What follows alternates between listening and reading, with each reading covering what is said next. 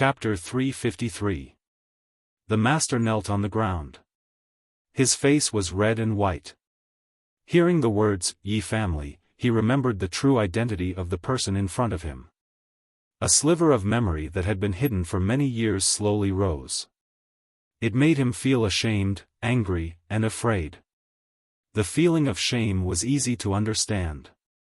After all, back then, he was just a little beggar by the side of the road.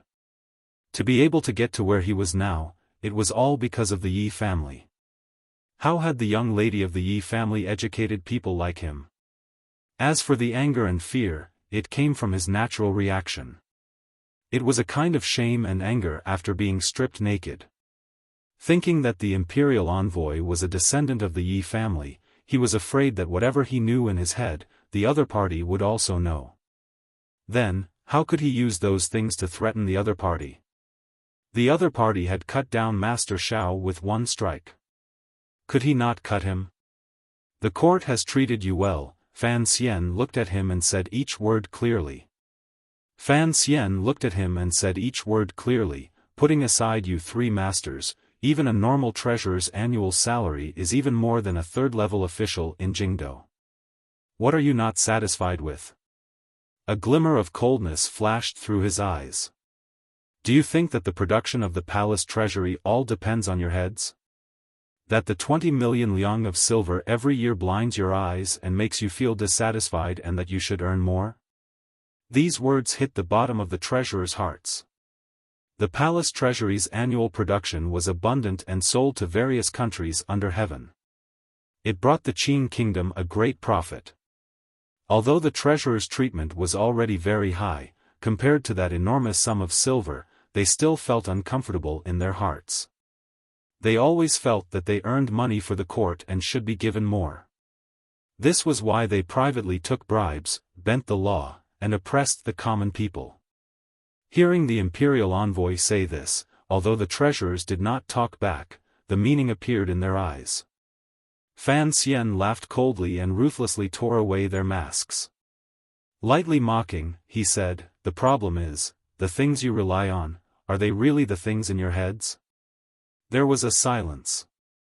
Everyone, including the officials, acknowledged this reality until Fan Xian said, "Don't forget, before the Yi family appeared, what did you know? Did the technology in your heads fall from heaven? Was it taught by the temple?" Fan Xian scolded, "All of you remember it clearly. This is what the Yi family taught you. Without the young lady of the Yi family, you are just trash, continuing to dig the fields and beg. Why did the Yi family build these workshops in the past? I think all of you have forgotten that you are in front of this official. You still want to use the things that the Yi family taught you to threaten this official. Do you have any shame? Do you have any shame?" The officials behind him looked at each other. Although the court had long stopped pursuing the matter of the Yi family and Sir Fan Jr.'s past was gradually known to the people of the world, to speak of the Yi family so openly was still somewhat taboo. Fan Xian could not care so much.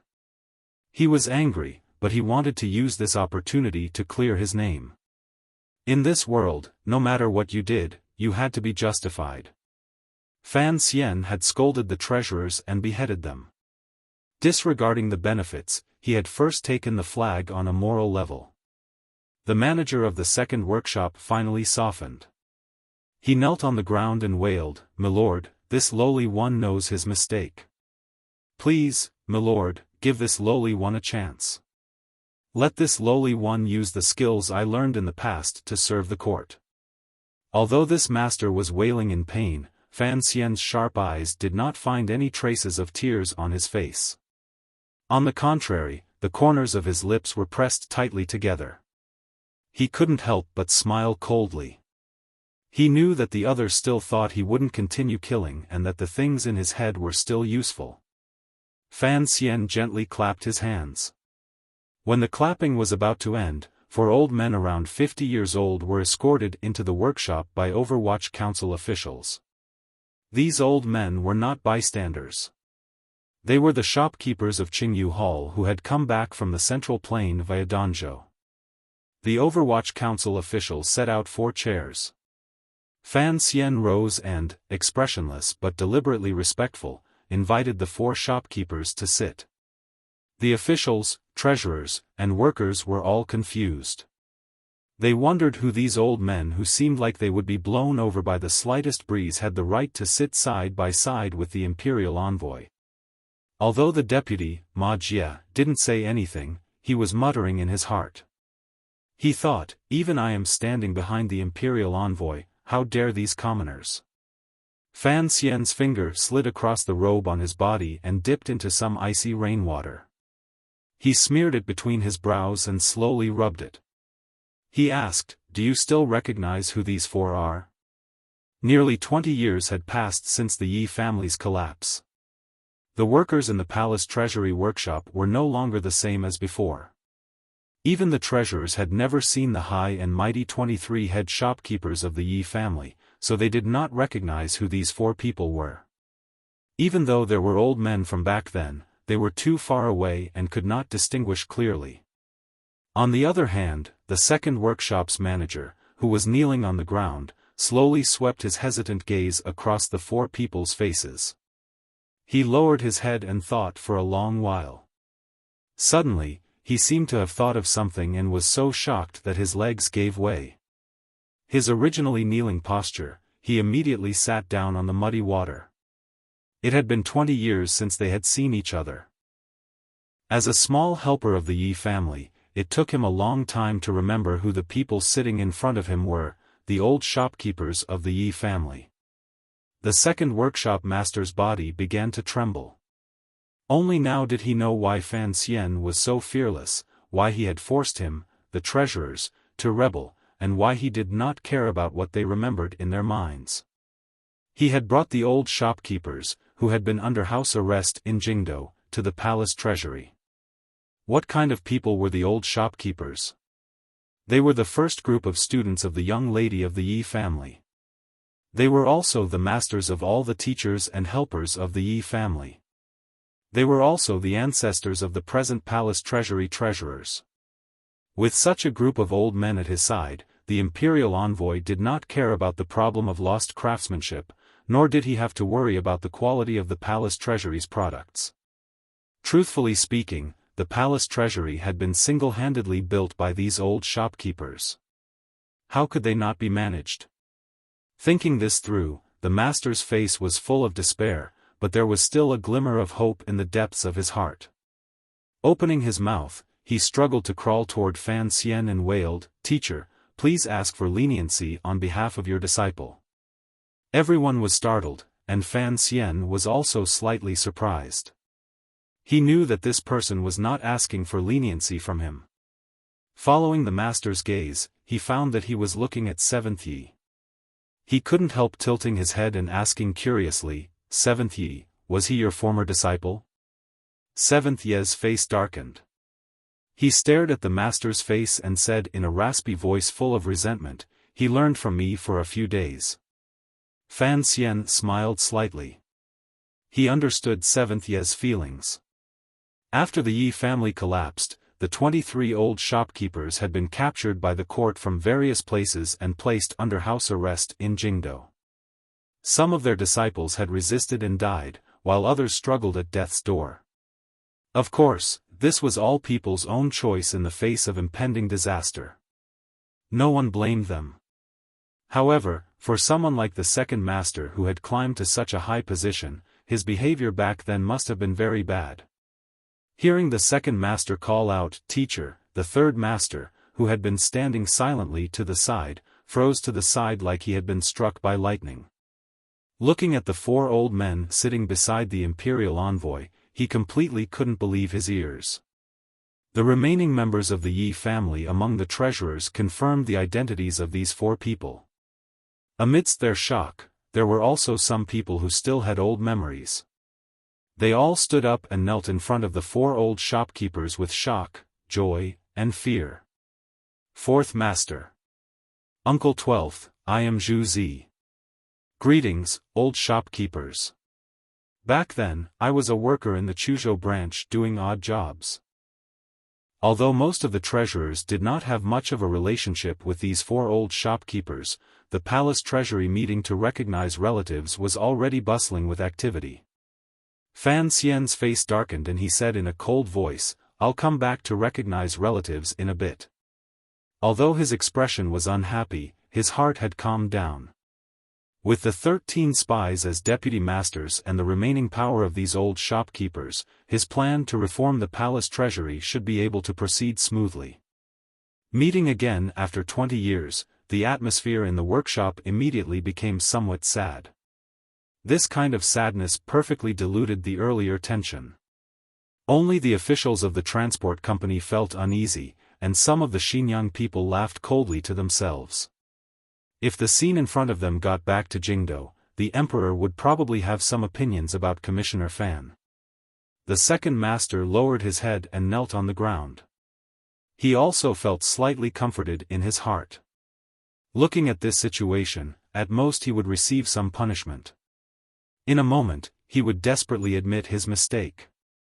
For the sake of the old Yi family, the imperial envoy probably wouldn't make things too difficult for him. He glanced sideways at the body of Master Xiao in the distance at the mouth of the furnace and felt a lingering fear in his heart. Fortunately, Xiao Jing had stepped forward first. He also felt some sympathy for that bastard. He thought to himself that a person who had no connection to the old Yi family had indeed died cleanly under the hands of the imperial envoy. Unexpectedly, after Fan Xian had repulsed the treasurers, a faint smile rose to his face and he said, "Take this person away and behead him." "Yes, sir." The second master raised his head and looked around with a perplexed gaze. For a moment, he didn't understand who to behead. Shouldn't things be like this?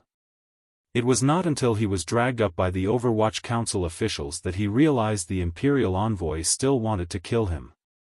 He had wanted to open his mouth to cry out for his innocence, but a clump of dirt blocked his mouth. Seeing the Overwatch Council officials drag the limp master out of the workshop and the water stain on the ground, everyone in the workshop, regardless of whether they were officials or commoners, shopkeepers or treasurers, became deathly silent. They all turned their gazes toward the imperial envoy sitting in the middle. It was as if Fan Xian could not feel the countless gazes and lowered his head slightly. Outside the workshop came the muffled sound of a metal weapon striking a neck, as well as a muffled grunt. There was an uproar in the workshop and immediately sank into a death-like silence. Everyone knew that the second master had died so simply. The silence did not last long. The third master, with his hands tied behind his back, smiled self-mockingly. His face was pale with despair. Very consciously, he walked in front of Fan Xian. He knew that he had no chance of survival. Since the imperial envoy had used the name of suppressing the strike, then he would not be stupid enough to open a court to investigate the case. He also did not need any evidence. He had to kill the 3 of them on the spot to establish his might. Only then could the 4 old shopkeepers regain control of the palace treasury technicians. 2 of the masters of the 3 workshops had already died, so he was the third. Fan Xian glanced at him and furrowed his brows slightly. The third master looked at him and gritted his teeth for a moment. He then suddenly said, "I have my own path to death. I don't blame you for digging this pit for me to jump into. However, before I die, I beg you to allow me to ask something." Fan Xian raised his brows and said, "Ask." The third master no longer looked at him. He tilted his head and gazed at the Yi family's 12th shopkeeper beside him. His lips trembled for a while before he said in a trembling voice, "12th uncle, my teacher, is he well in the capital? I am unfilial and have not been filial these years." "You are?" 12th Yi blinked his slightly muddy eyes and asked this master with confusion. 7th Yi sighed and said from the side, 13th's eldest disciple. "Back then, you had the best relationship with 12th, so he came to ask you," 12th Yi said in shock, "Hu Jinlin? You're still alive? We all thought you died back then." The old shopkeeper suddenly remembered that he was surrounded by court officials. His words were not quite right, so he quickly shut his mouth. Hu Jinlin's face was full of shame. He lowered his head and refused to speak. 12th Yi sighed and said, "The young lady once said that living is better than dying. Us old bones are all struggling at death's door, how can we blame you, only you asked 13th, ah." The shopkeeper shook his head and said, "He already passed away a few years ago. Of the 23 people who entered the capital, there are only 15 left now." Hearing that his teacher had passed away, Hu Jinlin completely forgot that he was about to die as well. A great sorrow appeared on his face. Fan Xian listened quietly to the side. He also felt a strange emotion in his heart. The elders of the Yi family were gradually being battered by the wind and rain. The year he first entered Jingdo, there were 23 shopkeepers and 17 people. In less than 2 years, another 2 had died. He looked at the materials piled around the workshop and abruptly became distracted. He thought to himself that time flowed like water. When would he be able to rebuild the name of the Yi family? When would he be able to have the people who should die die and have the people who should live again in the hearts of the Qing people? In a very short time, he had already woken up.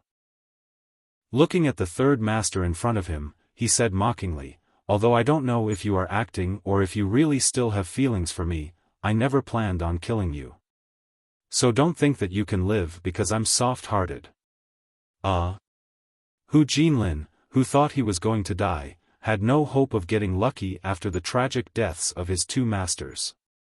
Suddenly hearing these words, on the contrary, he was so shocked he didn't know what to say. Fan Xian said expressionlessly, "Those who are guilty are beheaded, and those who have committed minor crimes are forgiven. I'm not here to settle old grudges." To be continued. If you want to know what happened afterwards, please log on to www.cmfu.com. More chapters. Support the author. Support original reading. Chapter 354. The reason Fan Xian did not kill Hu Jinlin was very simple. The third workshop had always been jointly managed by the Palace Treasury and the Third Bureau of the Overwatch Council. They were specifically responsible for the research of military equipment and ships. The Third Bureau of the Overwatch Council had always been Fan Xian's fellow disciples, so they understood the situation of the third workshop the best.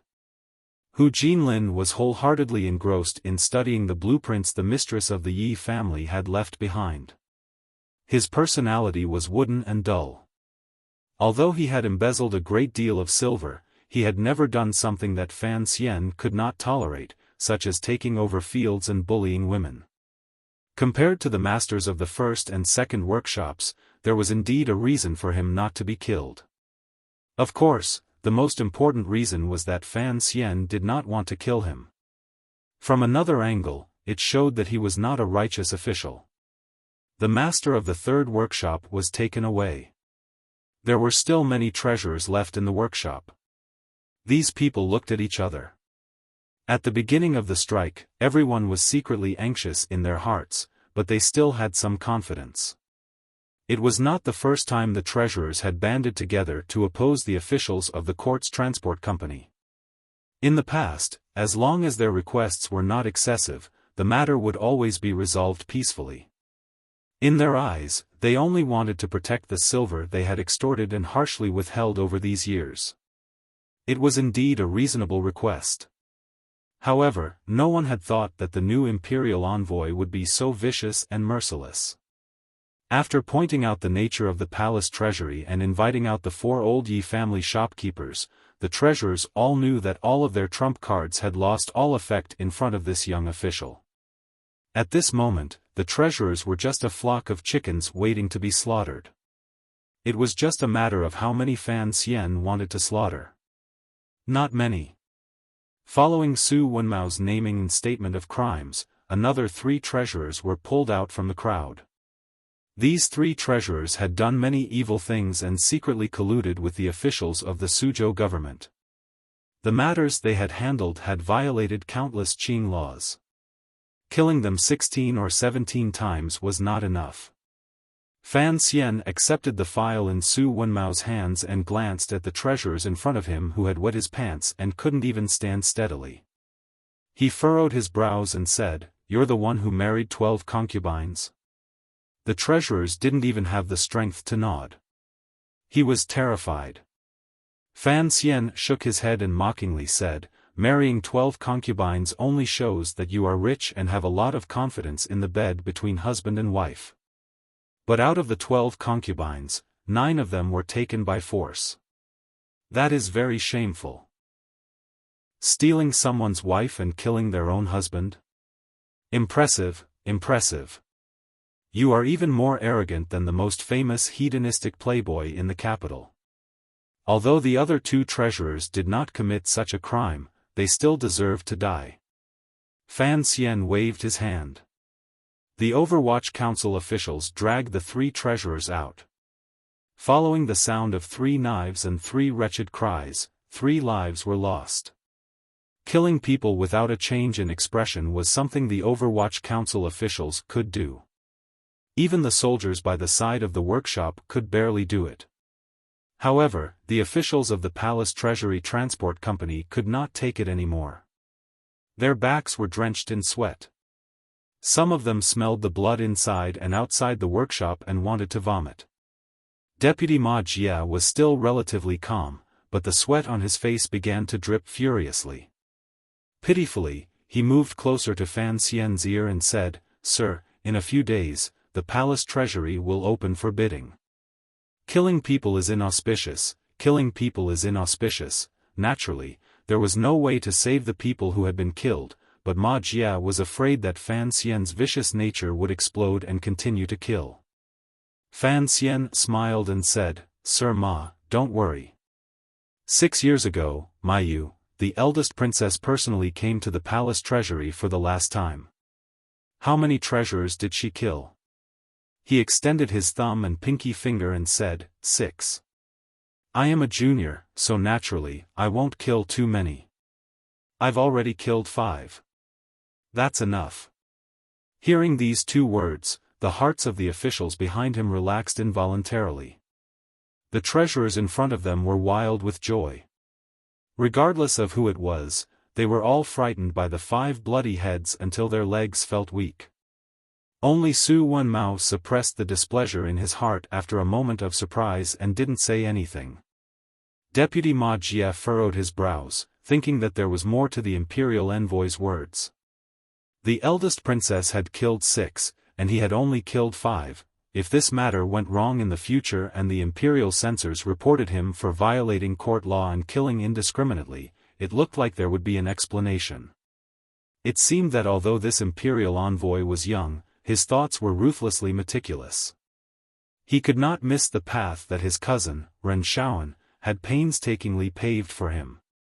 After thinking through this matter, Deputy Ma Jia solemnly agreed to Fan Xian's following appointments and measures without a trace of evasion or conflict. Although some of the officials of the Palace Treasury Transport Company were unhappy, since the head and deputy had set the rules, they could not oppose it.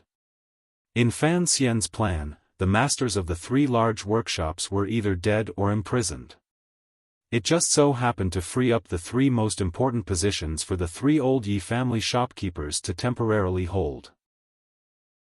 Additionally, the traitor treasurers, who had reported their colleagues' crimes to the Overwatch Council, would take on the positions as assistants. It could be considered making up for the old shopkeepers' lack of familiarity with the palace treasury after not returning for 20 years. Killing first and planting spies among them. With these arrangements, the entire group of treasurers could be considered stabilized. In the future, the traitor treasurers only had to guard against the treasurers below them feeling discontent and purposely picking on their mistakes.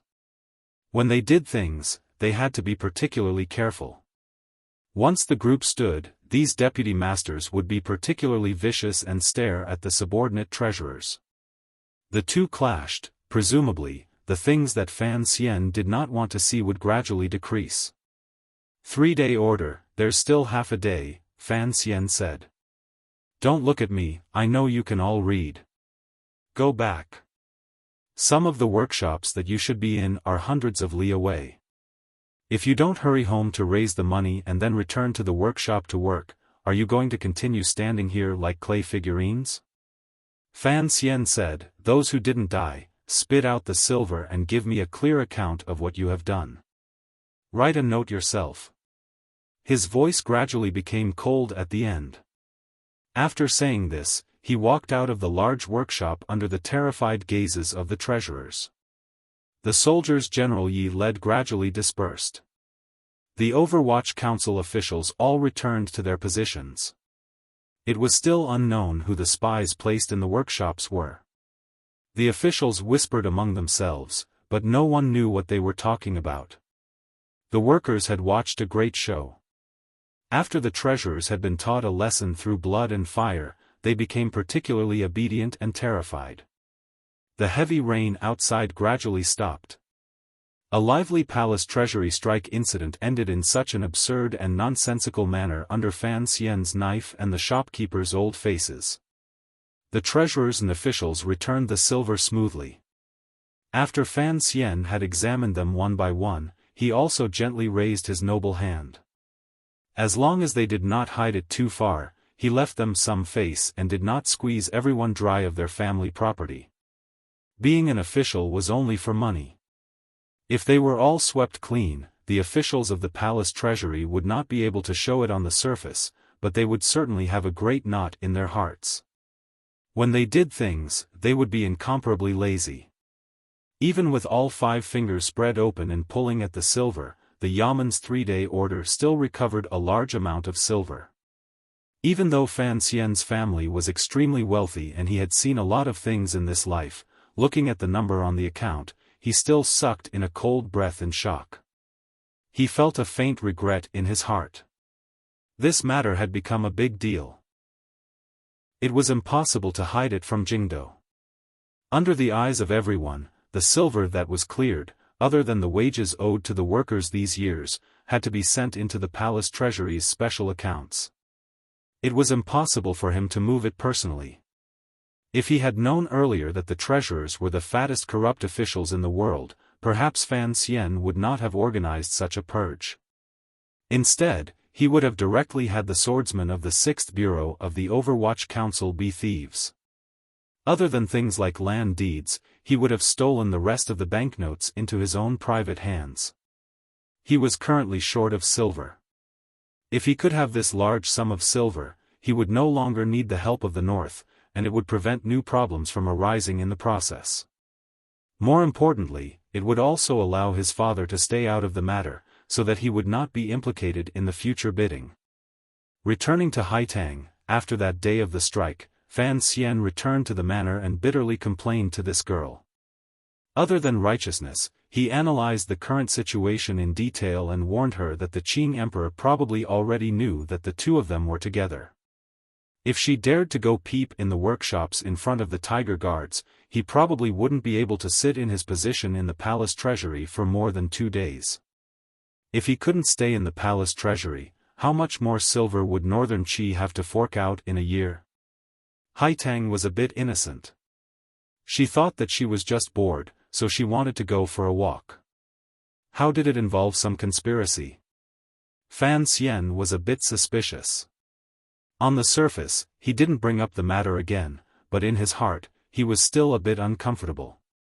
Fortunately, the palace treasury affairs were gradually moving on the right track.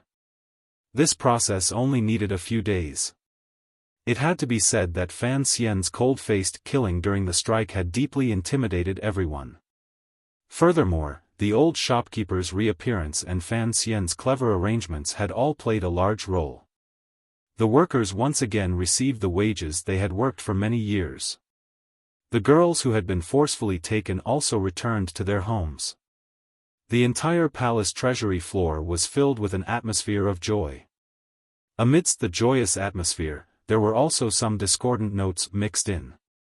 Although Fan Xian's thoughts were meticulous and had long guessed some of it, he had used the power of the government ahead of time to suppress those bitter stories from happening. The Qing kingdom's common people's own stories were always complicated. The common people did not like those women, but they were used to living happy lives with the little treasurer. Once the situation changed, they were not used to it.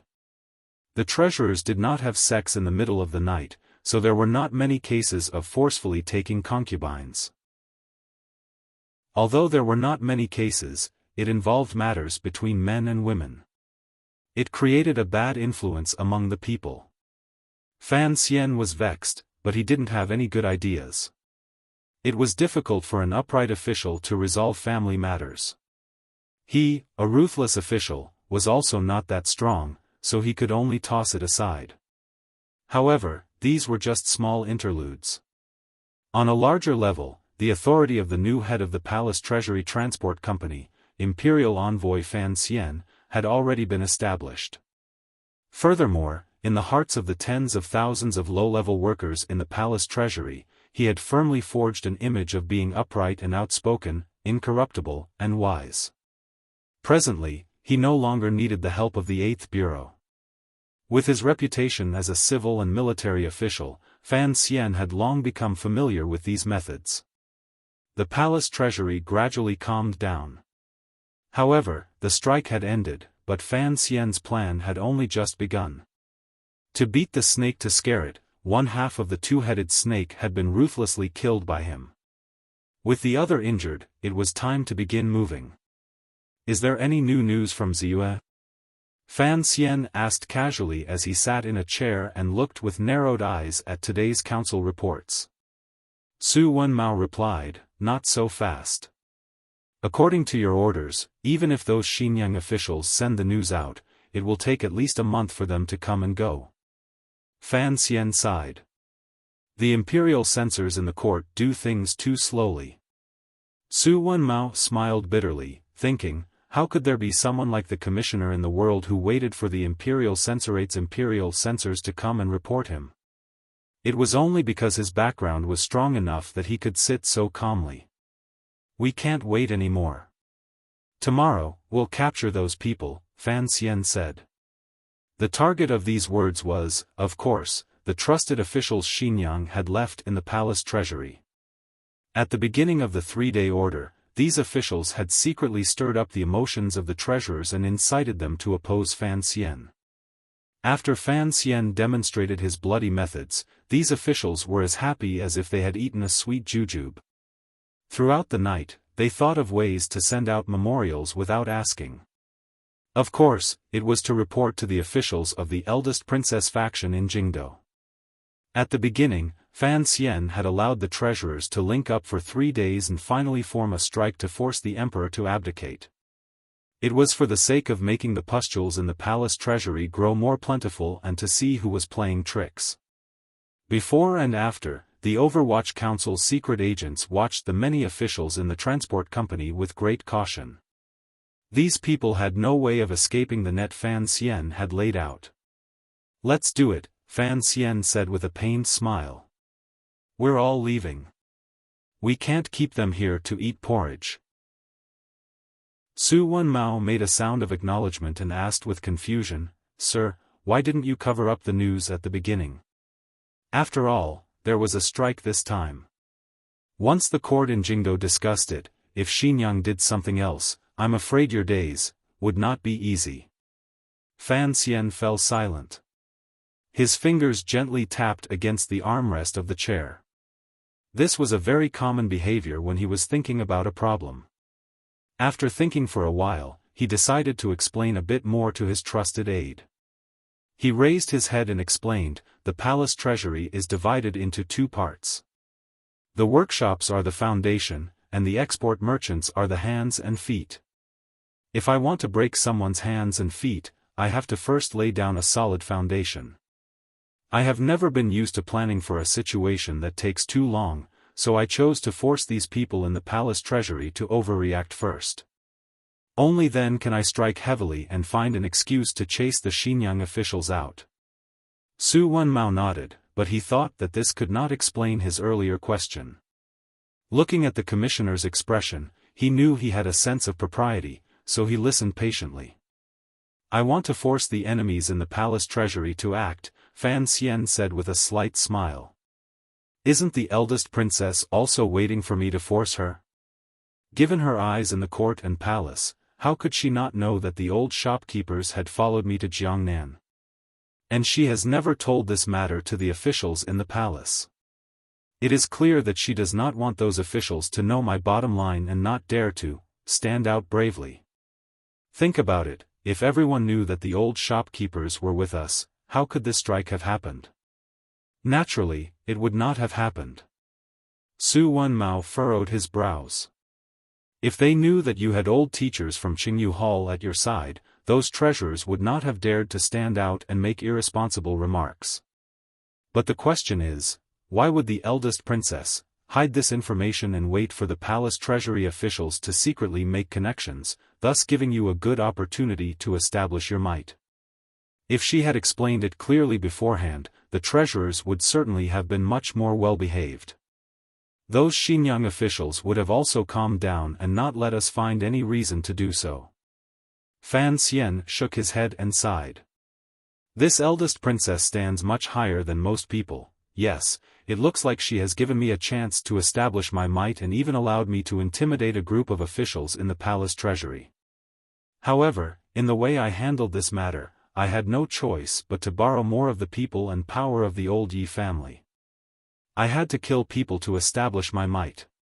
My methods would appear more violent and unscrupulous. He continued to explain, when I first entered the palace treasury, I killed 5 treasurers. If this news got to Jingdo, the court would certainly not have a good evaluation of me. As for using the old shopkeepers to control the palace treasury, it would touch on some people's taboos in the palace. The eldest princess covered this pot of porridge and waited for it to boil. It looked like she wanted me to eat it, but in reality, she wanted to burn my mouth. Su Wenmao worriedly said, speaking of which, when you handled the strike that day, your words seemed to touch on some taboos. Fan Xian smiled and didn't say anything. Su Wenmao's face was full of seriousness. After the strike, killing people, and the old shopkeepers get back to Jingdo, no matter what, the court will reprimand you. At the very least, your actions are reckless and careless, unbearable. He closed his mouth, but Fan Xian smiled and continued, unbearable? At the very worst, they could secretly say that I have different aspirations and still remember the Yi family in the past, and so on. Su Wenmao paused and immediately understood what Commissioner Fan feared the most in his life. He involuntarily sucked in a breath of cold air. Only now did he finally feel the eldest princess' methods. She had not done anything. She had only secretly helped Fan Xian hide the news of the old shopkeepers heading south. She had been able to place Fan Xian on the mouth of a very dangerous volcano. Since you understood the plan so well, back then, you should have brought out the old shopkeepers at the first opportunity. You should have been more cautious in your actions. He gathered his courage and admonished Fan Xian. Fan Xian shook his head and said, the eldest princess calculated that I had to intensify the conflict in order to take control of the palace treasury as quickly as possible. As for the aftermath, it is something I cannot care about right now. So, on this point, even if she watches coldly from Jingdo, I still have to do it. He smiled coldly and said, as for the trusted officials of the palace treasury being dug out by me because of this, presumably, she also knows that with the help of the Overwatch Council, these people will not be of any use in the next few years.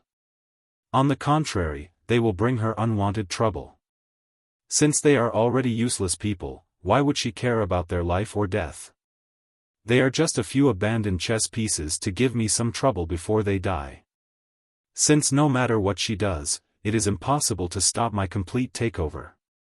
Of course, the eldest princess is willing to see that my takeover will cause some trouble and bring me some hidden worries in the future. The so-called hidden worries in these words were naturally the noble's understanding of Fan Xian.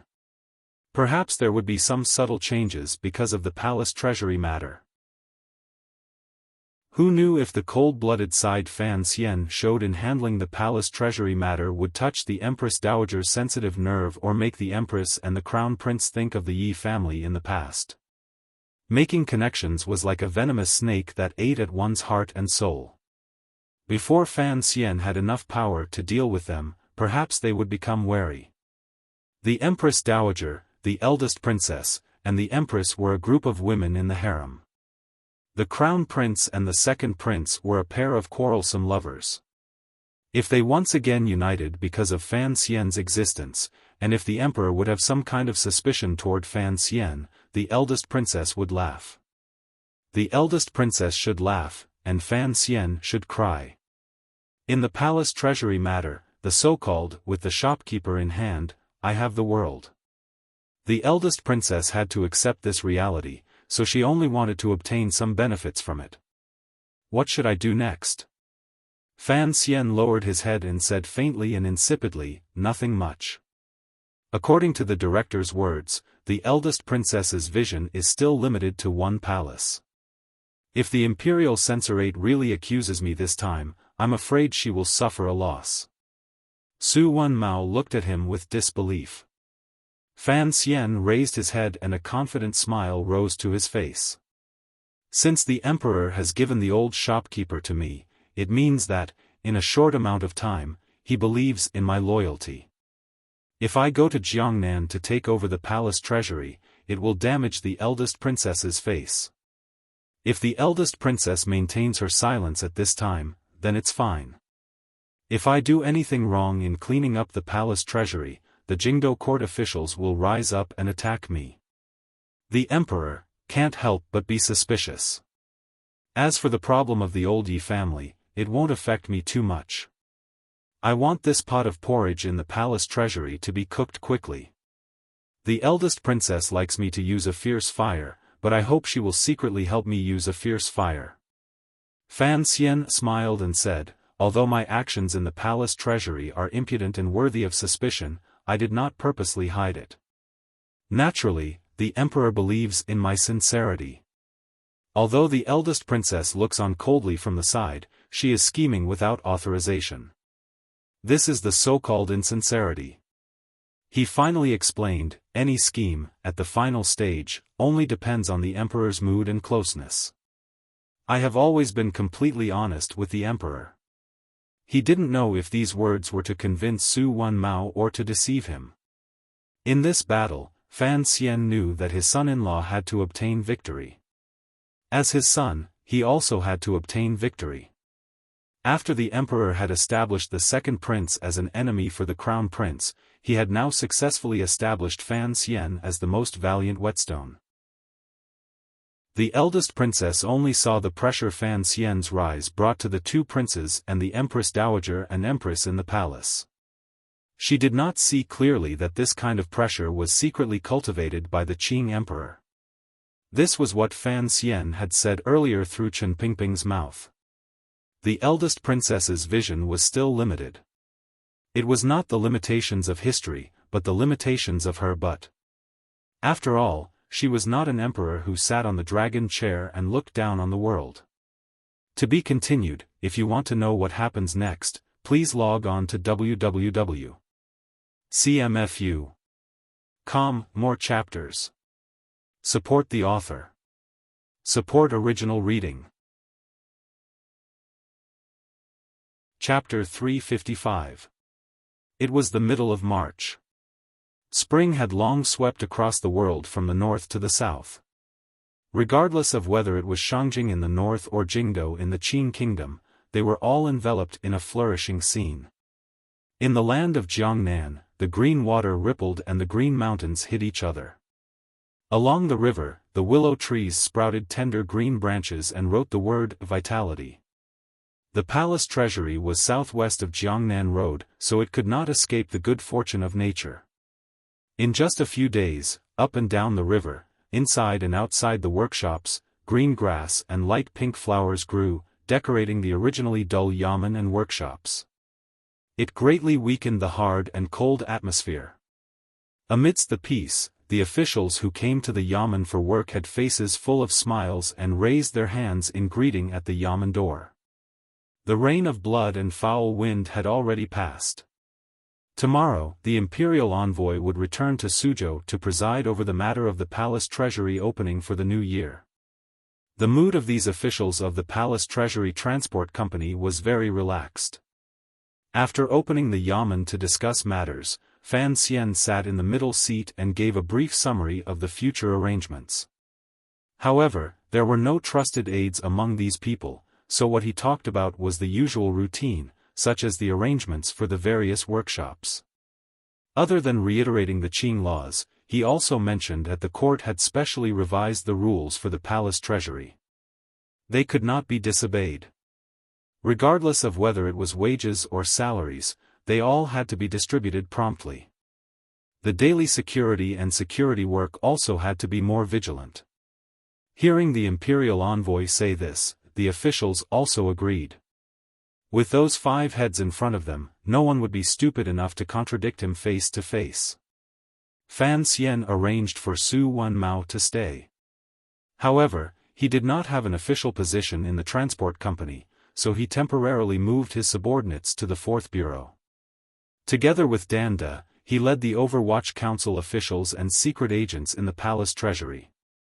The officials knew that after Fan Xian finished presiding over the New Year opening of the palace treasury in Suzhou, he would go to Hangzhou to settle down. This was a rule that had been established many years ago. The head of the transport company would not live in the palace treasury. Thus, Su Wenmao, who stayed in the palace treasury, was equivalent to the imperial envoy's spokesperson. He could not be treated lightly. Thus, everyone quickly stood and greeted Su Wenmao. As they met, Fan Xian's brows furrowed slightly. He quietly said to the deputy beside him, "Ma Jie, I am going to do what we talked about last night." This was a superficial respect for the deputy envoy. Ma Jie, however, had a bitter expression on his face as he shook his head repeatedly. A strange light flashed through the eyes of General Yi, who was sitting to Fan Xian's right. He didn't know what the imperial envoy was up to this time that he hadn't been notified. His question was quickly answered.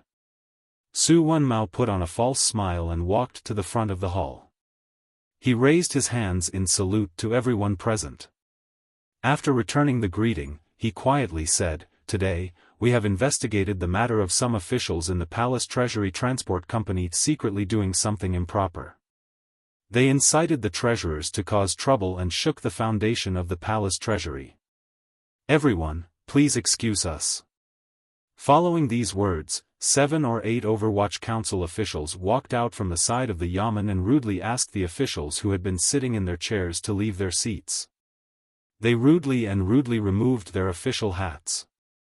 These officials flew into a rage. As they pushed and refused, they shouted, "How dare you!" Once the other officials of the transport company saw that they weren't targeting them, they felt slightly more at ease. However, they knew the methods of the Overwatch Council. The civil officials of the Qing court had a natural alliance in front of the Overwatch Council. They quickly stood and said to Fan Xian seriously, "Sir, what is the reason for this?" In reality, no one was an idiot. They all knew that the people Fan Xian was dealing with, other than Wuxia, were all trusted aides that the eldest princess of Xinyang had placed in the palace treasury these past 10 years. The imperial envoy's actions were nothing more than to dig out the roots of the predecessors and then plant his own saplings in their place. However, this matter concerned the face of the officials. If the yamen was so fierce in arresting people, the officials would not be able to keep their faces. It was inevitable that they would argue with Fan Xian a little. Fan Xian glanced at the officials and warmly said, "Everyone, there is no need to be suspicious, but there is also no need to plead for leniency. I will definitely take down these officials." General Yi, who sat to his right, had an ugly expression. He glanced at Deputy Ma Jie beside him and found that although he could not hide his awkwardness, there was no shock in his eyes. Presumably, he had already been informed by Fan Xian last night. Thinking of this, General Ye's mood began to become heavy. In a muffled voice, he reported, "Sir, these officials have served in the transport company for a long time and have always restrained themselves to serve the public good. If we just take them like this, I'm afraid, it will not be justifiable." Fan Xian glanced at him and smiled. "Restrained themselves to serve the public good? I'm afraid it's not." General Ye's expression darkened slightly. "Even if there are occasional improprieties, you have already given the 3-day order. These officials have already acted according to your orders. Since it is clear that they will not be punished, they will not be punished." Fan Xian lowered his head. He knew why General Yi and the other officials had jumped out to oppose him today. The reason was actually very simple. Last time, when he suppressed the treasurer's strike, this general knew he could not stop Fan Xian's methods. Furthermore, the hat Fan Xian used to suppress him was large enough. The court could not afford to lose a single day of work in the palace treasury. Capturing these officials this time had touched on everyone's most sensitive psychological defenses. They were terrified that he, as the imperial envoy who also held the position of commissioner of the Overwatch Council, would use this as an excuse to weave a large net and flip over the entire transport company, injuring himself. For General Yi, his family had been pushed hard by the emperor. Additionally, with Yi Linger's relationship with the second prince, there were already faint signs of leaning in that direction. Although General Yi had never received any secret letters from the Yi family in Dingzhou, he knew that Fan Xian's capture today was to dig out all of the eldest princess' trusted aides in the palace treasury. Unconsciously, he wanted to save something for the eldest princess. If he allowed Fan Xian to grow in the palace treasury, General Yi was worried that his future days would not be easy. Fan Xian did not explain anything. He only pulled out a file from his clothes and handed it to General Yi. General Yi was slightly surprised. He accepted the opened file and looked at it closely. His expression gradually darkened. He saw that on the file were all the shady and illegal activities of the officials who had been captured. Most importantly, the crime on it was not on the so-called corruption. Instead, it was on the dishonorable roles these officials had played in the labor unrest.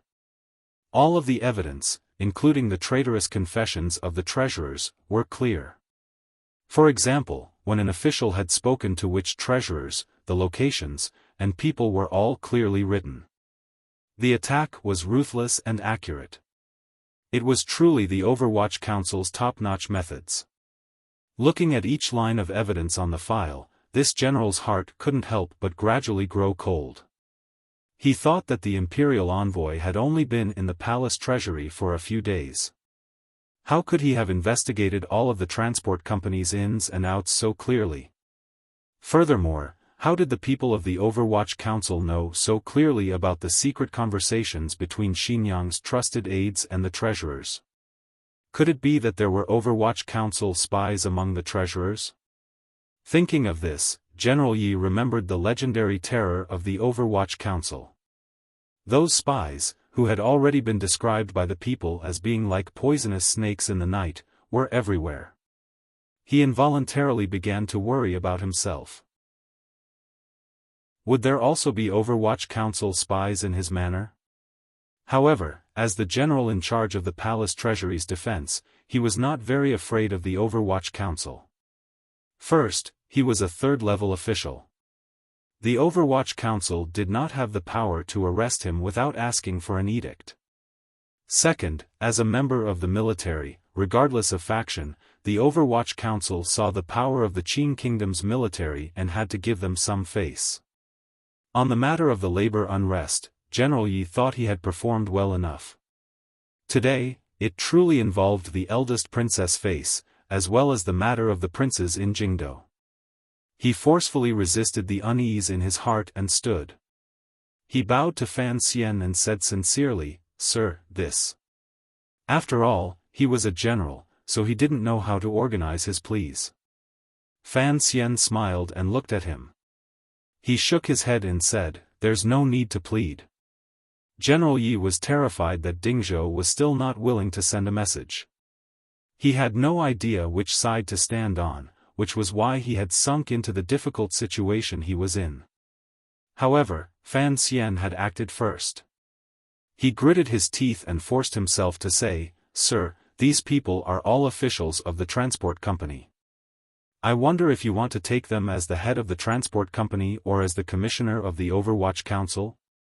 In a low voice, he said, "Sir, even if the imperial envoy takes people and the evidence is there, if you want to investigate the case, it will take many days to open the court. The palace treasury is about to open."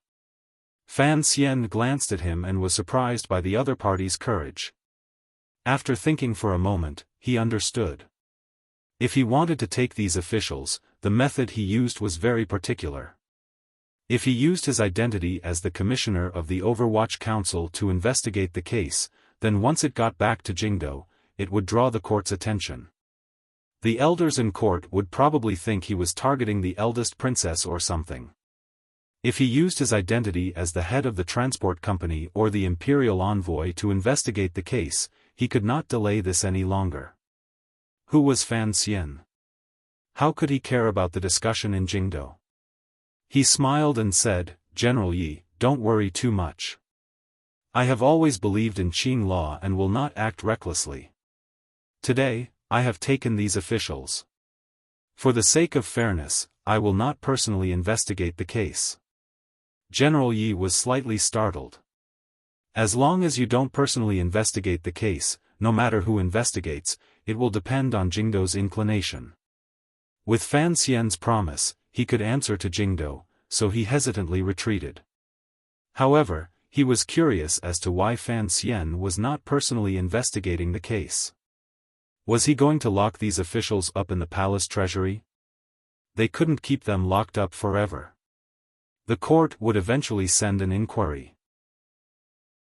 "I will take them with me on the road," Fan Xian said. The palace treasury is also a part of the court. Although it has never had much interaction with the officials in court, in terms of rules, it is still managed by Jiangnan Road.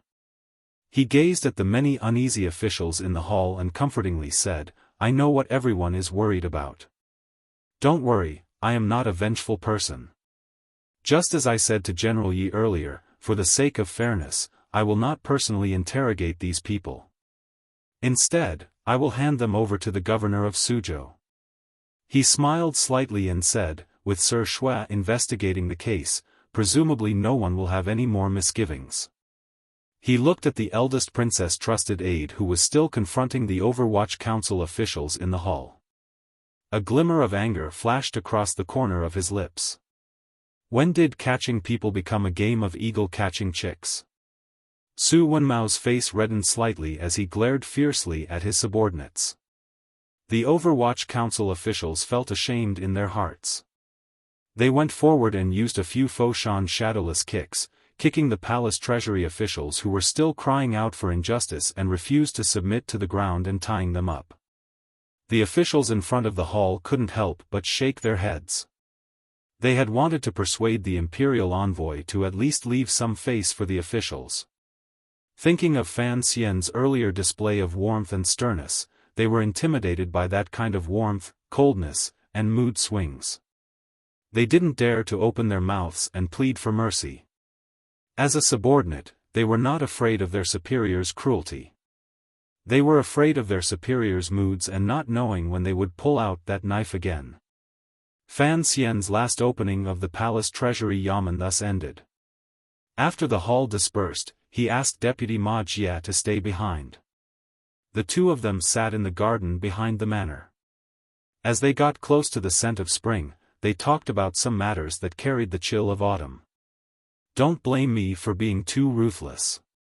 Fan Xian rubbed the slightly dry corners of his eyes and said, "Since they dared to make a move at the beginning of my tenure, then don't blame me for taking down their black veil." Ma Jia smiled bitterly. Although in name, he and Fan Xian were deputy and it appeared that there was not much of a difference in rank, he knew that in reality, the power in the hands of the young master in front of him was shockingly great. It was even more terrifying than that of the princes. Thus, when Fan Xian had discussed with him last night about getting rid of the eldest princess' trusted aides in the palace treasury, although he had expressed a little worry and had exonerated those officials, he had not dared to oppose it to his face. Now, Fan Xian had once again asked him to stay behind alone. Furthermore, he had said such honest words in front of him. Ma Jie knew that Fan Xian was preparing to raise him as a trusted aide. While he was secretly happy, he was also a little worried. After all, no one knew who would win in many years, between this young master in front of him and those elders in Jingdo. The court officials were also very sensitive to the ownership of the dragon chair. Although it looked like the crown prince would ascend the throne, the emperor's behavior these 2 years had been too strange, so no one dared to completely believe it.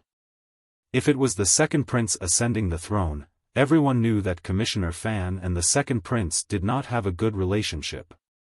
If he was determined to follow Commissioner Fan and the second prince inherited the throne, he would certainly not have a good end. This was what Ma Jie had been secretly worried about. However, he also knew that although one had to suck up to both sides in officialdom, when it came to important matters such as choosing sides, the biggest taboo was to be an opportunist. Today was the last day before Fan Xian left the palace treasury.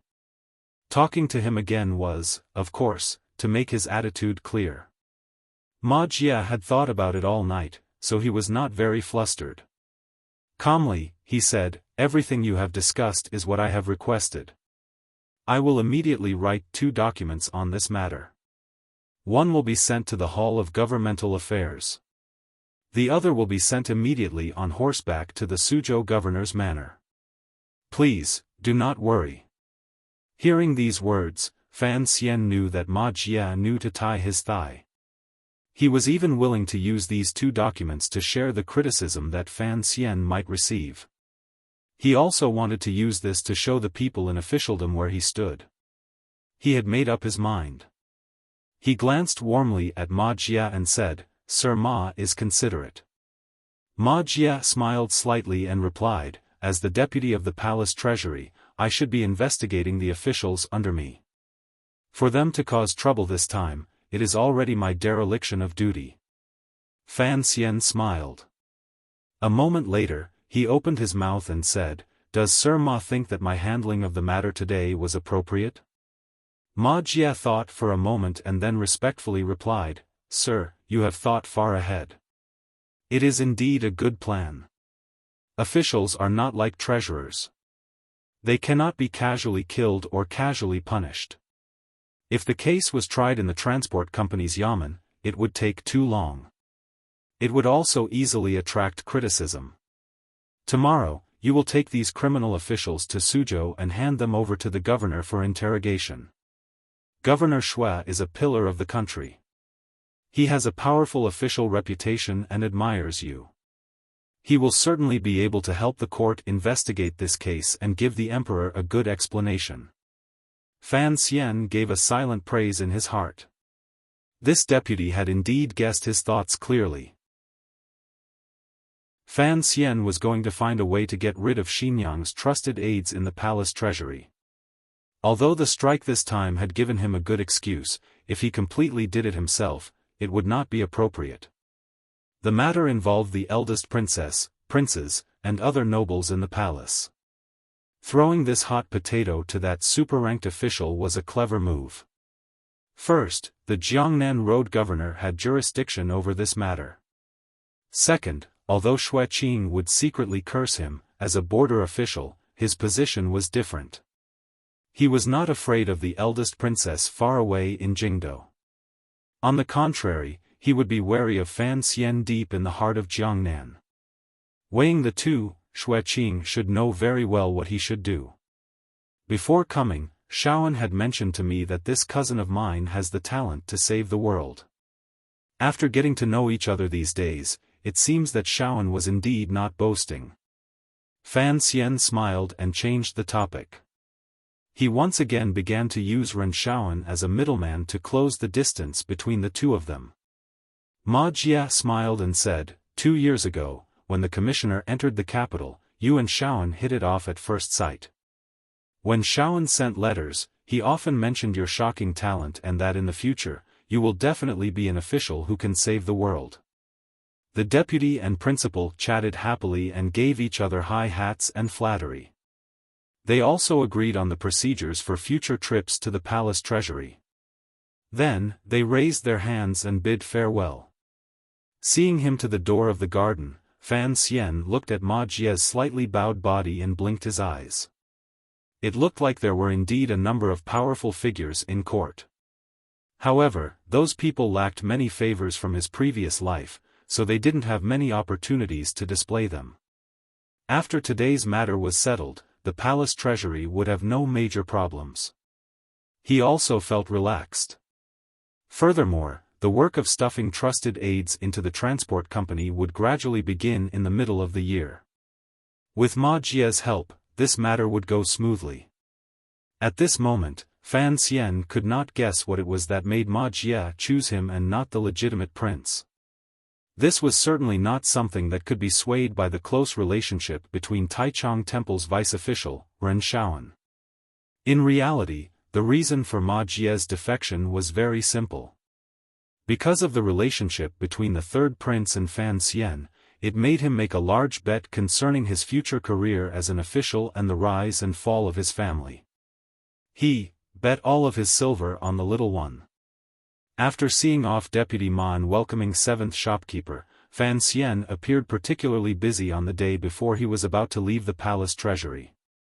Seventh Yi was the leader of the 4 shopkeepers following Fan Xian to the south.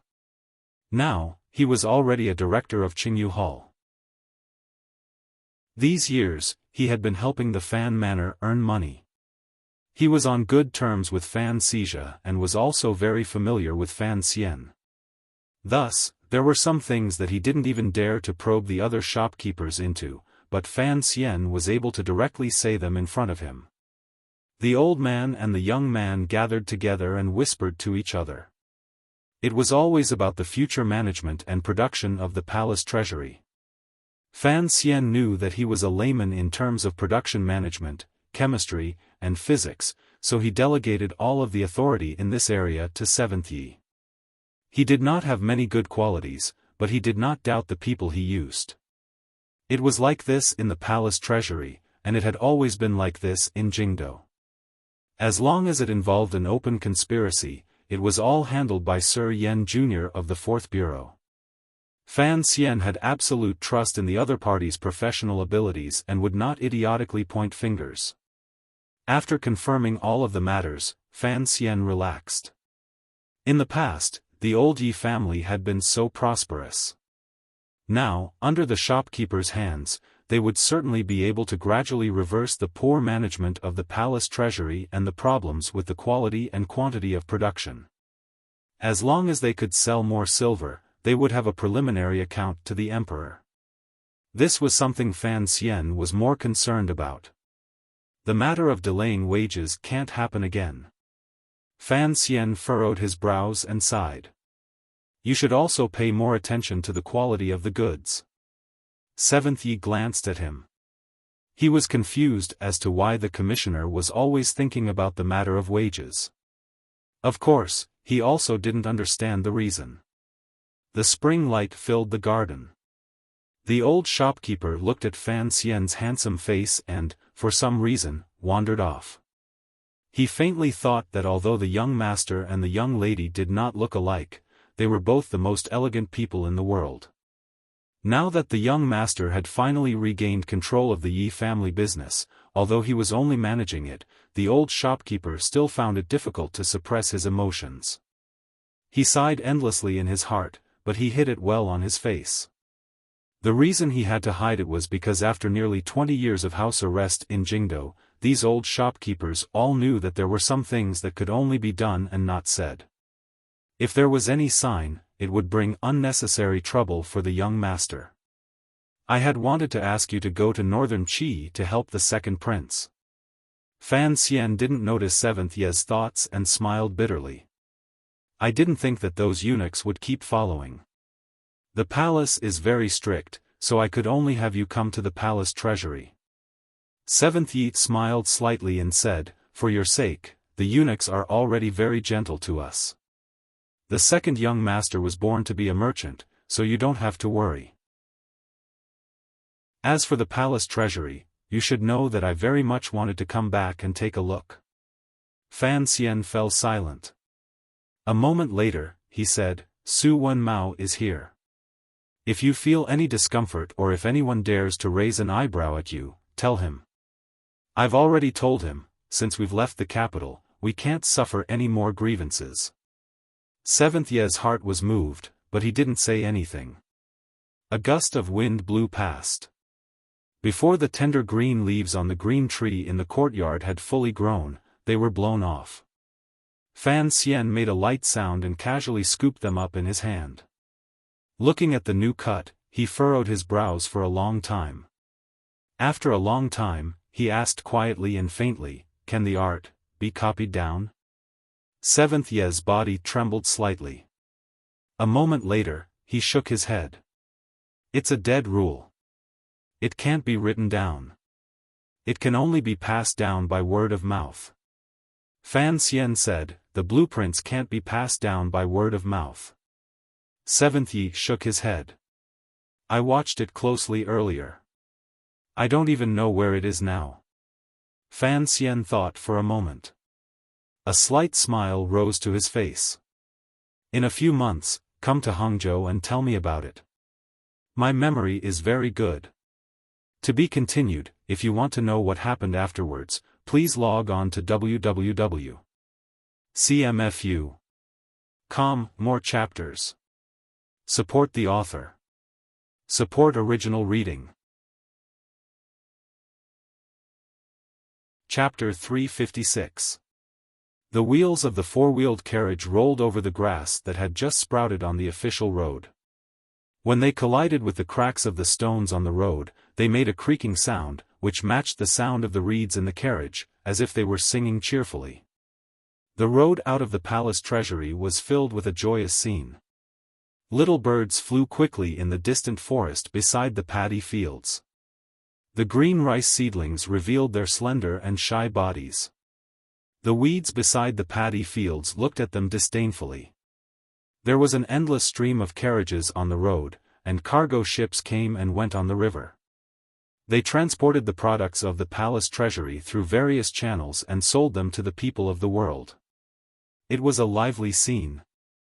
A group of carriages, led by soldiers, easily passed through the innermost inspection line. Originally, the wagons on the official road did not dare to fight with this group of carriages and unconsciously stopped.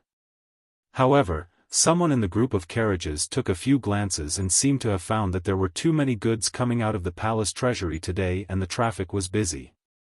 He ordered his group of carriages to stop on a patch of grass by the side of the road and, surprisingly, let the wagons go first. In the second-to-last carriage of the group of carriages were the pitiful Palace Treasury Transport Company officials who had just had their black gauze removed and official robes taken off yesterday. These officials were all trusted aides the eldest princess had placed in the palace treasury. Although they had thought that their days would not be easy after Commissioner Fan took office, they had not thought that Fan Xian would not give the officials and his mother-in-law any face. He had very straightforwardly captured them. Furthermore, the reason he had used was the labor unrest. These officials now knew that they had fallen into Fan Xian's trap. Their hearts were filled with fear and unease. However, Fan Xian did not immediately open the court to try the case. These officials all had friends and knew last night in the prison that Fan Xian was prepared to bring them to Suzhou and hand them over to the Jiangnan governor, Xueqing, to be personally interrogated. Hearing this news, the officials' moods improved slightly. As long as they didn't face the Overwatch Council's tiger stool and pepper water, how could this case be so easily settled? Even if the Overwatch Council had the confessions of the treasurer's betrayal, as long as they refused to admit it to the death after they arrived in Suzhou, Xueqing, Sir Xue, would have to give the eldest princess some face. As long as they dragged it out for a few more hours, once the pressure from Jingdo had arrived, Fan Xian would be too busy to take care of himself. Presumably, he would not pay any more attention to them. Why did Xueqing have to be interrogated? Haitang leaned against the window and furrowed her brows slightly. Fan Xian lowered his head and said, "I'm not suited to do this." Haitang made a soft sound of agreement and said nothing more. Ever since the day of the strike, the atmosphere between the two of them had become somewhat strange. The mutual trust they had in the past seemed to have weakened a little. They treated each other politely, but there was also a hint of unfamiliarity. After thinking about it, Haitang understood why. She knew that her proposal to travel had indeed put Fan Xian in a difficult position. But, seeing that Fan Xian was always so deliberately indifferent, she couldn't take the initiative to explain. After all, no matter what, Haitang was the saint girl of northern Qi. Her status was extraordinary, and Fan Xian's pride touched her pride. Thus, the two of them maintained this awkward exchange. "I want to confirm again. Have the silver arrived yet?" Fan Xian frowned. A faint smile rose to Haitang's face. It was as if she was mocking Fan Xian's worry about personal gains and losses. Quietly, she said, "I said it last time in Suzhou, why are you so worried? Perhaps you don't trust me now?" Fan Xian suddenly felt the atmosphere in the carriage was somewhat oppressive.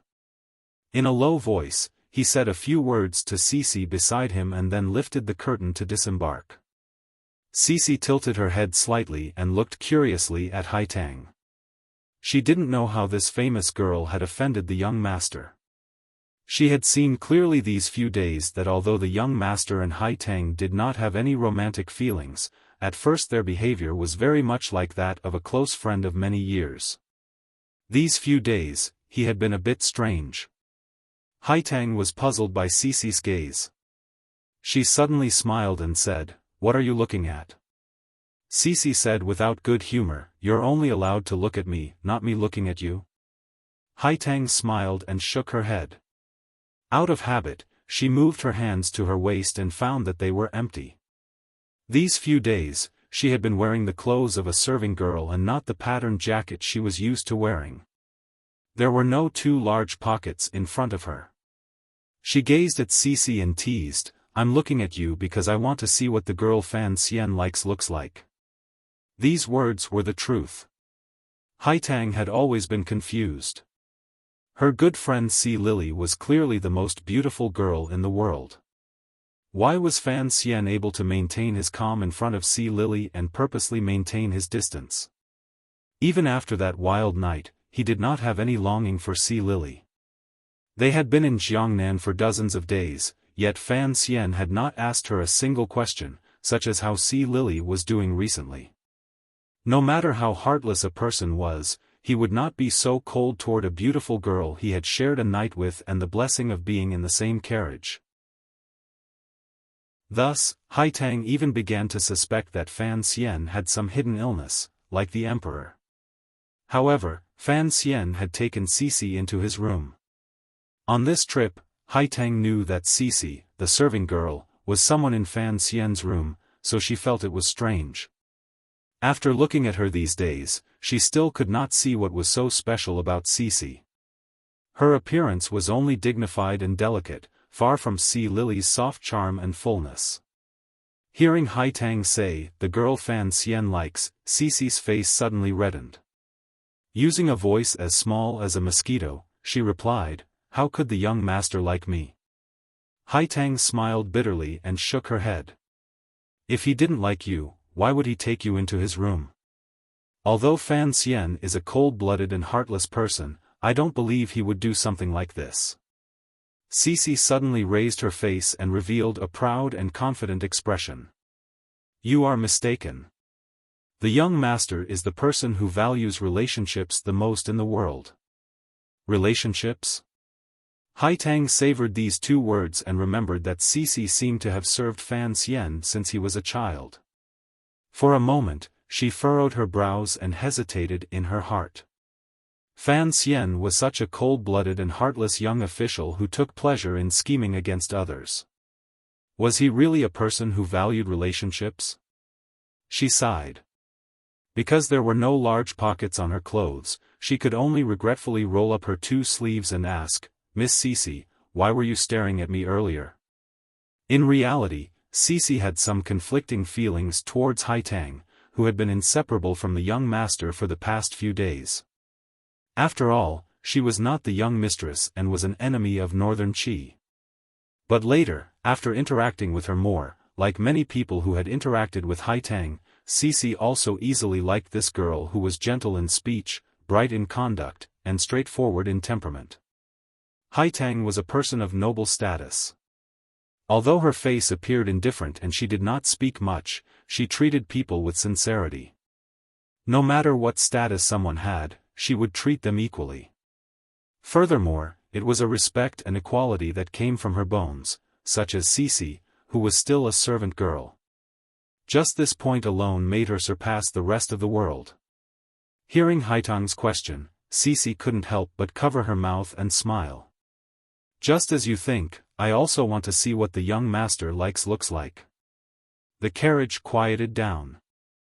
Haitang opened her large, bright eyes and looked at Cece like she was looking at a cute little animal. A moment later, she put her hands in her sleeves and shrugged. "Do the Hu people not kill people?" The Western Hu and the Northern barbarians had slaughtered countless Chinese people over the centuries. Their evil reputation had spread far and wide. Cece replied firmly, "Impossible." Haitang blinked slowly and smiled. "It's the same principle." A light breeze brushed past Fan Xian's face, telling him that it was spring. He closed his eyes and welcomed the breeze in his face. Smelling the scent of life in the wind, he was very pleased. The green leaves of the forest on the other side of the paddy field in front of him rustled in the wind. Suddenly, his eyelids moved slightly. He heard a rustling sound coming from behind him. It was not the wind rustling through the trees, not sweeping the street, not throwing dice, not writing with the tip of a pencil, and not eating the mulberry leaves in spring. It was her walking. The village girl was walking. Fan Xian didn't open his eyes.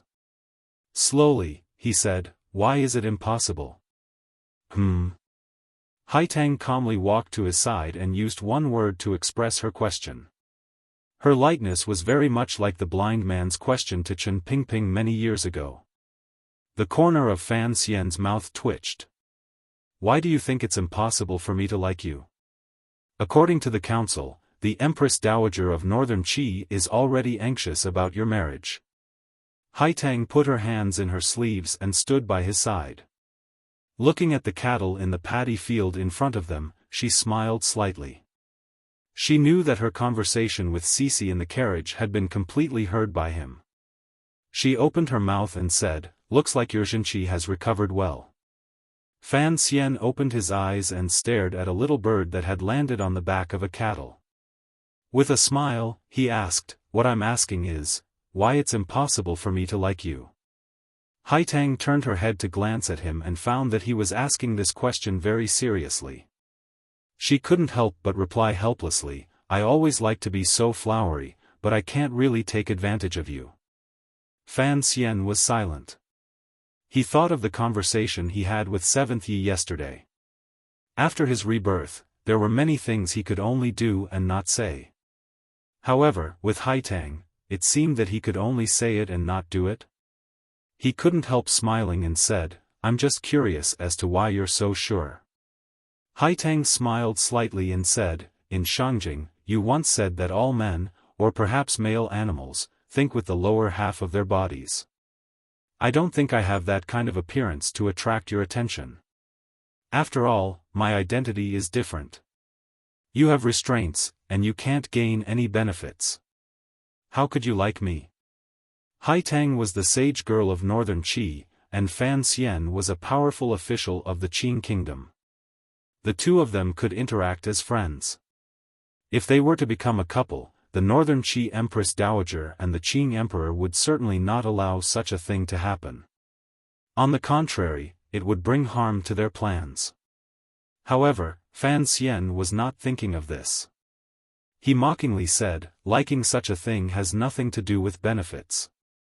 I've found that in just half a year, your temperament has changed a great deal from before.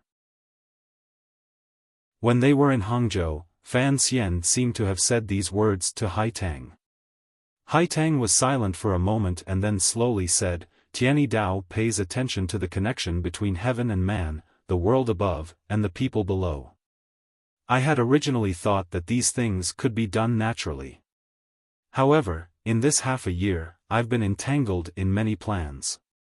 It is very different from the way of our sect, so it is inevitable that I am not used to it. Fan Xian nodded slightly and said in agreement, this kind of scheming is indeed only suitable for people like me. You should go back to being a village girl, a job with a future. He thought of something and sighed. Speaking of which, your temperament is not harmonious. In the end, it is my problem. If I hadn't pulled you into the situation when we were in Shangjing, perhaps you would still be raising chickens and playing with donkeys in the garden. He turned to Haitang and smiled slightly. Does this count as me leading you into the demonic path? What is the demonic path? Haitang replied calmly. It is only a demon in one's heart. With desires comes loss. Although my desires appear grand, they still have losses. This is the so-called way of nature. Fan Xian asked, then, you still persist? Of course, Haitang said quietly. Anji, you once said something that resonates deeply with my heart. What did you say? In this world, there has never been a good war or a bad peace. Haitang smiled slightly. For this goal, I am willing to help you. Fan Xian once again sank into silence. He looked at the scene in front of him in a daze. He saw that the bird, perhaps on the mud-covered body of the ox, did not find any parasites to fill its stomach, so it flew away with a whoosh. Actually, you don't have to feel too inferior. Fan Xian turned his head to look at Haitang. Very seriously, he said, I've always felt that you look very dignified. Haitang was speechless. A moment later, she replied, dare I ask, is this praise or mockery? Fan Xian smiled and shook his head. It is only in response to what you said earlier, the reason why I could not possibly like you. I am expressing my feelings. Haitang finally couldn't resist rolling her eyes at him like a little girl. It was very rare. Fan Xian felt an itch between his brows. He stretched out his finger and rubbed it. Don't compare yourself to me. Compared to me, there aren't many women in this world who are beautiful. He gloomily said, this is not my problem. This is my parents' problem. No matter how calm and composed Haitang was, she was still a teenage girl. Which girl didn't care about appearance? Unless she was blind. She was angered by Fan Xian's words, which were clearly comforting but secretly mocking. She thought to herself that his mouth was indeed a bit annoying. She gritted her teeth and said, as a high-ranking official, it's best if you don't make things up. Fan Xian didn't seem to notice her anger and explained seriously, I'm not making things up. You said I could not possibly like you because you are not beautiful enough. I want to explain to you that, in my opinion, your appearance is not bad. Haitang was slightly startled. Fan Xian's next words came very quickly. After all, there are precedents. The people of Jingdo all say that my wife is only delicate and pretty. In my opinion, Wan is the most beautiful woman in the world. He shook his head and sighed. My sense of beauty is probably not the same as most people in this world. These words finally poisoned Haitang. She gave a muffled grunt, took out her hands from her sleeves, and swept them away. With a sweep of her sleeves, the grass on the grass flew wildly. The wind moved without reason. It was forceful. Presumably, this sweep contained the supreme Jinqi of Tianyi Dao. Fan Xian raised his hand to cover his eyes. He was very wretched in the grass. He swayed back and forth as if he could fall to the ground at any moment. Yet, his incomparably joyful laughter rang out from the grass that filled the air. The wind stopped and the grass fell. Haitang stood quietly to the side with a glimmer of mockery on her face. Looking at him, she said mockingly, "After humiliating me, have you vented the anger from 2 days ago?" Fan Xian sighed and smiled slightly. "Duo, are you still breathing?" This was the first time he had referred to her as Duo after the strike. After a moment of surprise, Haitang slowly turned and walked toward the carriage. The swordsman of the 6th Bureau in the carriage had long gotten off to stand guard. The Tiger Guards, with Gauda in the lead, watched Haitang cautiously. After all, Fan Xian's subordinates didn't know what had happened during the earlier gust of grass. They were afraid that Haitang would suddenly attack. Fan Xian followed and smiled slightly. "Don't be in a hurry to get on the carriage. Walk with me." He waved his hand to have Gauda and the others retreat. After giving them a few more orders, he took Haitang and walked side by side along the woodland beside the road. The two of them walked side by side. There was already a long distance between them and the group of carriages. Sunlight shone through the spring forest above their heads. Strands of light intersected and transformed into all kinds of beautiful spots of light, shining on their clothes. "I am a person who cares a lot about trust," Fan Xian said calmly. "Perhaps it is because it is very difficult for me to find someone worthy of trust in this life, so I was a bit disappointed that you wanted to leave the manor that day."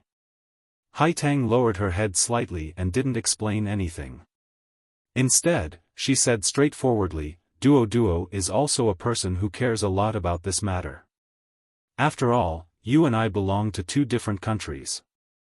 If there is no trust, it would be very difficult to accomplish anything." Once the words were out, it was relatively simple. However, asking Haitang if she wanted to go to the workshop to peep or if Fan Xian had misunderstood this girl was already a very unnecessary matter. Since the trust between the two of them had been restored to a certain extent through Fan Xian's sharp tongue, bringing up old matters again would seem very stupid. The two of them walked forward side by side. Haitang glanced at him out of the corner of her eye and furrowed her brows. Her hands were still in her sleeves. It was not as comfortable as Fan Xian putting them in his large pockets. Fan Xian quietly explained, "I had Cici add 2 pockets to the Overwatch Council uniform." Haitang smiled slightly and sighed with some regret. In the woodland beside the official road, a rustling sound rose again. This pair of man and woman, who did not have a personal relationship but were particularly demanding of each other's trust, were just like half a year ago in the royal palace in Shangjing in northern Qi. They naturally dragged their heels and walked lazily on the road beside the Yuchuan River. In front and behind them was a scene of spring. The leaves above their heads were tender and lovely.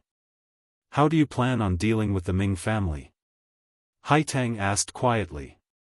Fan Xian's eyebrows twitched slightly and said, "There are a total of 16 projects in the palace treasury's opening bid. In the past, the Chui and Ming families took up 14 projects. Now that the Chui family has fallen, there are about 6 spots left. I have already arranged for people to take them over. After Xia has pretty much gathered up the remnants of the Chui family's business in the north and the south will come together and the roads will open up again. As long as your commander of the guard doesn't mess around, there will be no problems with the goods the palace treasury sends to the north.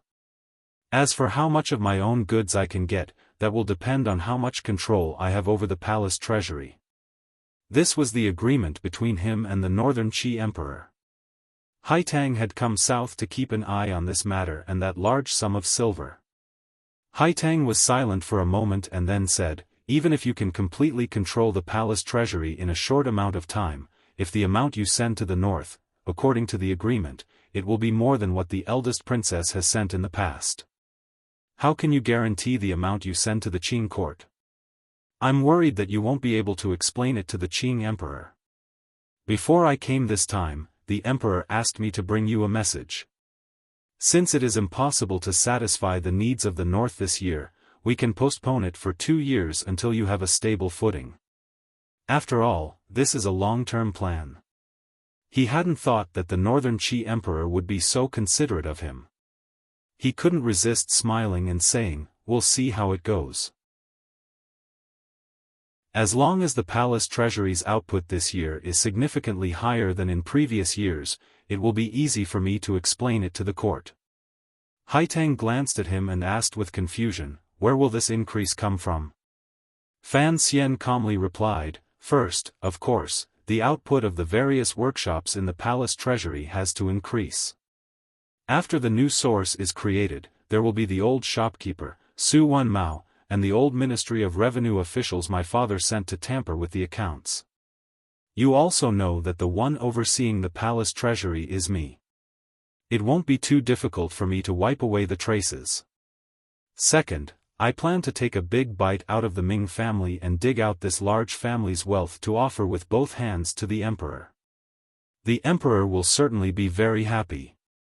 He returned to the question Haitang had asked at the very beginning. How exactly did he plan to deal with the Ming family? Hearing his tone, Haitang didn't seem to be prepared to wipe out the Ming family in a short amount of time. She was a little surprised and asked, "You can tolerate the Ming family?" "I have no choice, at least for this year," Fan Xian said with a self-mocking smile. Fan Xian smiled self-mockingly and said, "The Cui family's foundation is too shallow. Their battle lines are spread too far, so the Overwatch Council can succeed in one battle. However, the Ming family is a century-old family. Long before the palace treasury, they were a famous Jiangnan family. Their foundation is very solid. A large family of tens of thousands of people, who knows how many of them are officials in court. If we use thunderous methods to deal with them, I'm afraid Jiangnan Road will fall into chaos. The most important thing is, the eldest princess, crown prince, and second prince all have shares in it. Perhaps you won't believe it, but even the Fan family has a position in it. Furthermore, they send heavy gifts to Jingdo every year. The various ministries and even the Bureau of Military Affairs have a very good impression of the Ming family. They have always kept a low profile. You have also seen young Master Ming. He is a very steady person in the way he does things, and he does not have a bad reputation among the people. If we want to touch them, it will be very difficult." Haitang also began to feel that this matter was complicated. She found that although there was worry between Fan Xian's brows, he still did not lose his confidence. She asked, "What is your trump card?" "My trump card is the emperor," Fan Xian said seriously. "The Ming family stole silver from the palace treasury and gave a portion to the princess, princes, and officials. Everyone in the world likes the Ming family, but the emperor doesn't like it. But the emperor does not like it because the Ming family stole his silver. Not counting the words below, first of all, I sincerely request for monthly tickets, because old sixth position is very dangerous. 3,000 RMB. At this time, I have to take the night train to Guangzhou and arrive tomorrow. It's just that the journey will be long, and I have to pack up and make arrangements, so the updates for the next few days will be a little less messy. Please understand. Why do I have to go out? It's not that I have anything to do, it's just that I'm getting moldy from sitting at home. I need a change of environment and adjust my state of mind. Perhaps everyone doesn't understand the feeling of sitting alone at home from body to brain. Ever since I started writing the Qingyu year, my life has become rigid. Every day, I stay at home, sit, and occasionally go out, but I don't dare to drink. A life without the word presumptuous is very depressing. Lying on the bed, Wu Zhu and Fan Xian were still fighting in their heads.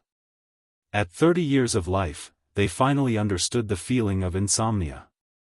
Of course, I think this is a necessary professional attitude and occupational disease for writers. Other than a professional attitude, I need to adjust, so I decided to stay in Canton for a few days.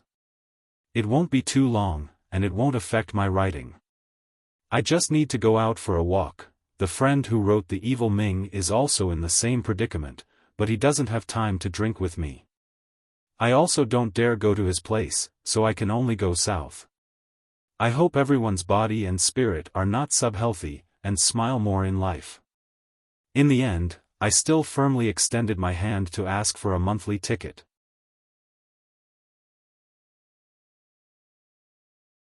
Chapter 357. After hearing Fan Xian's analysis, Haitang felt slightly reassured.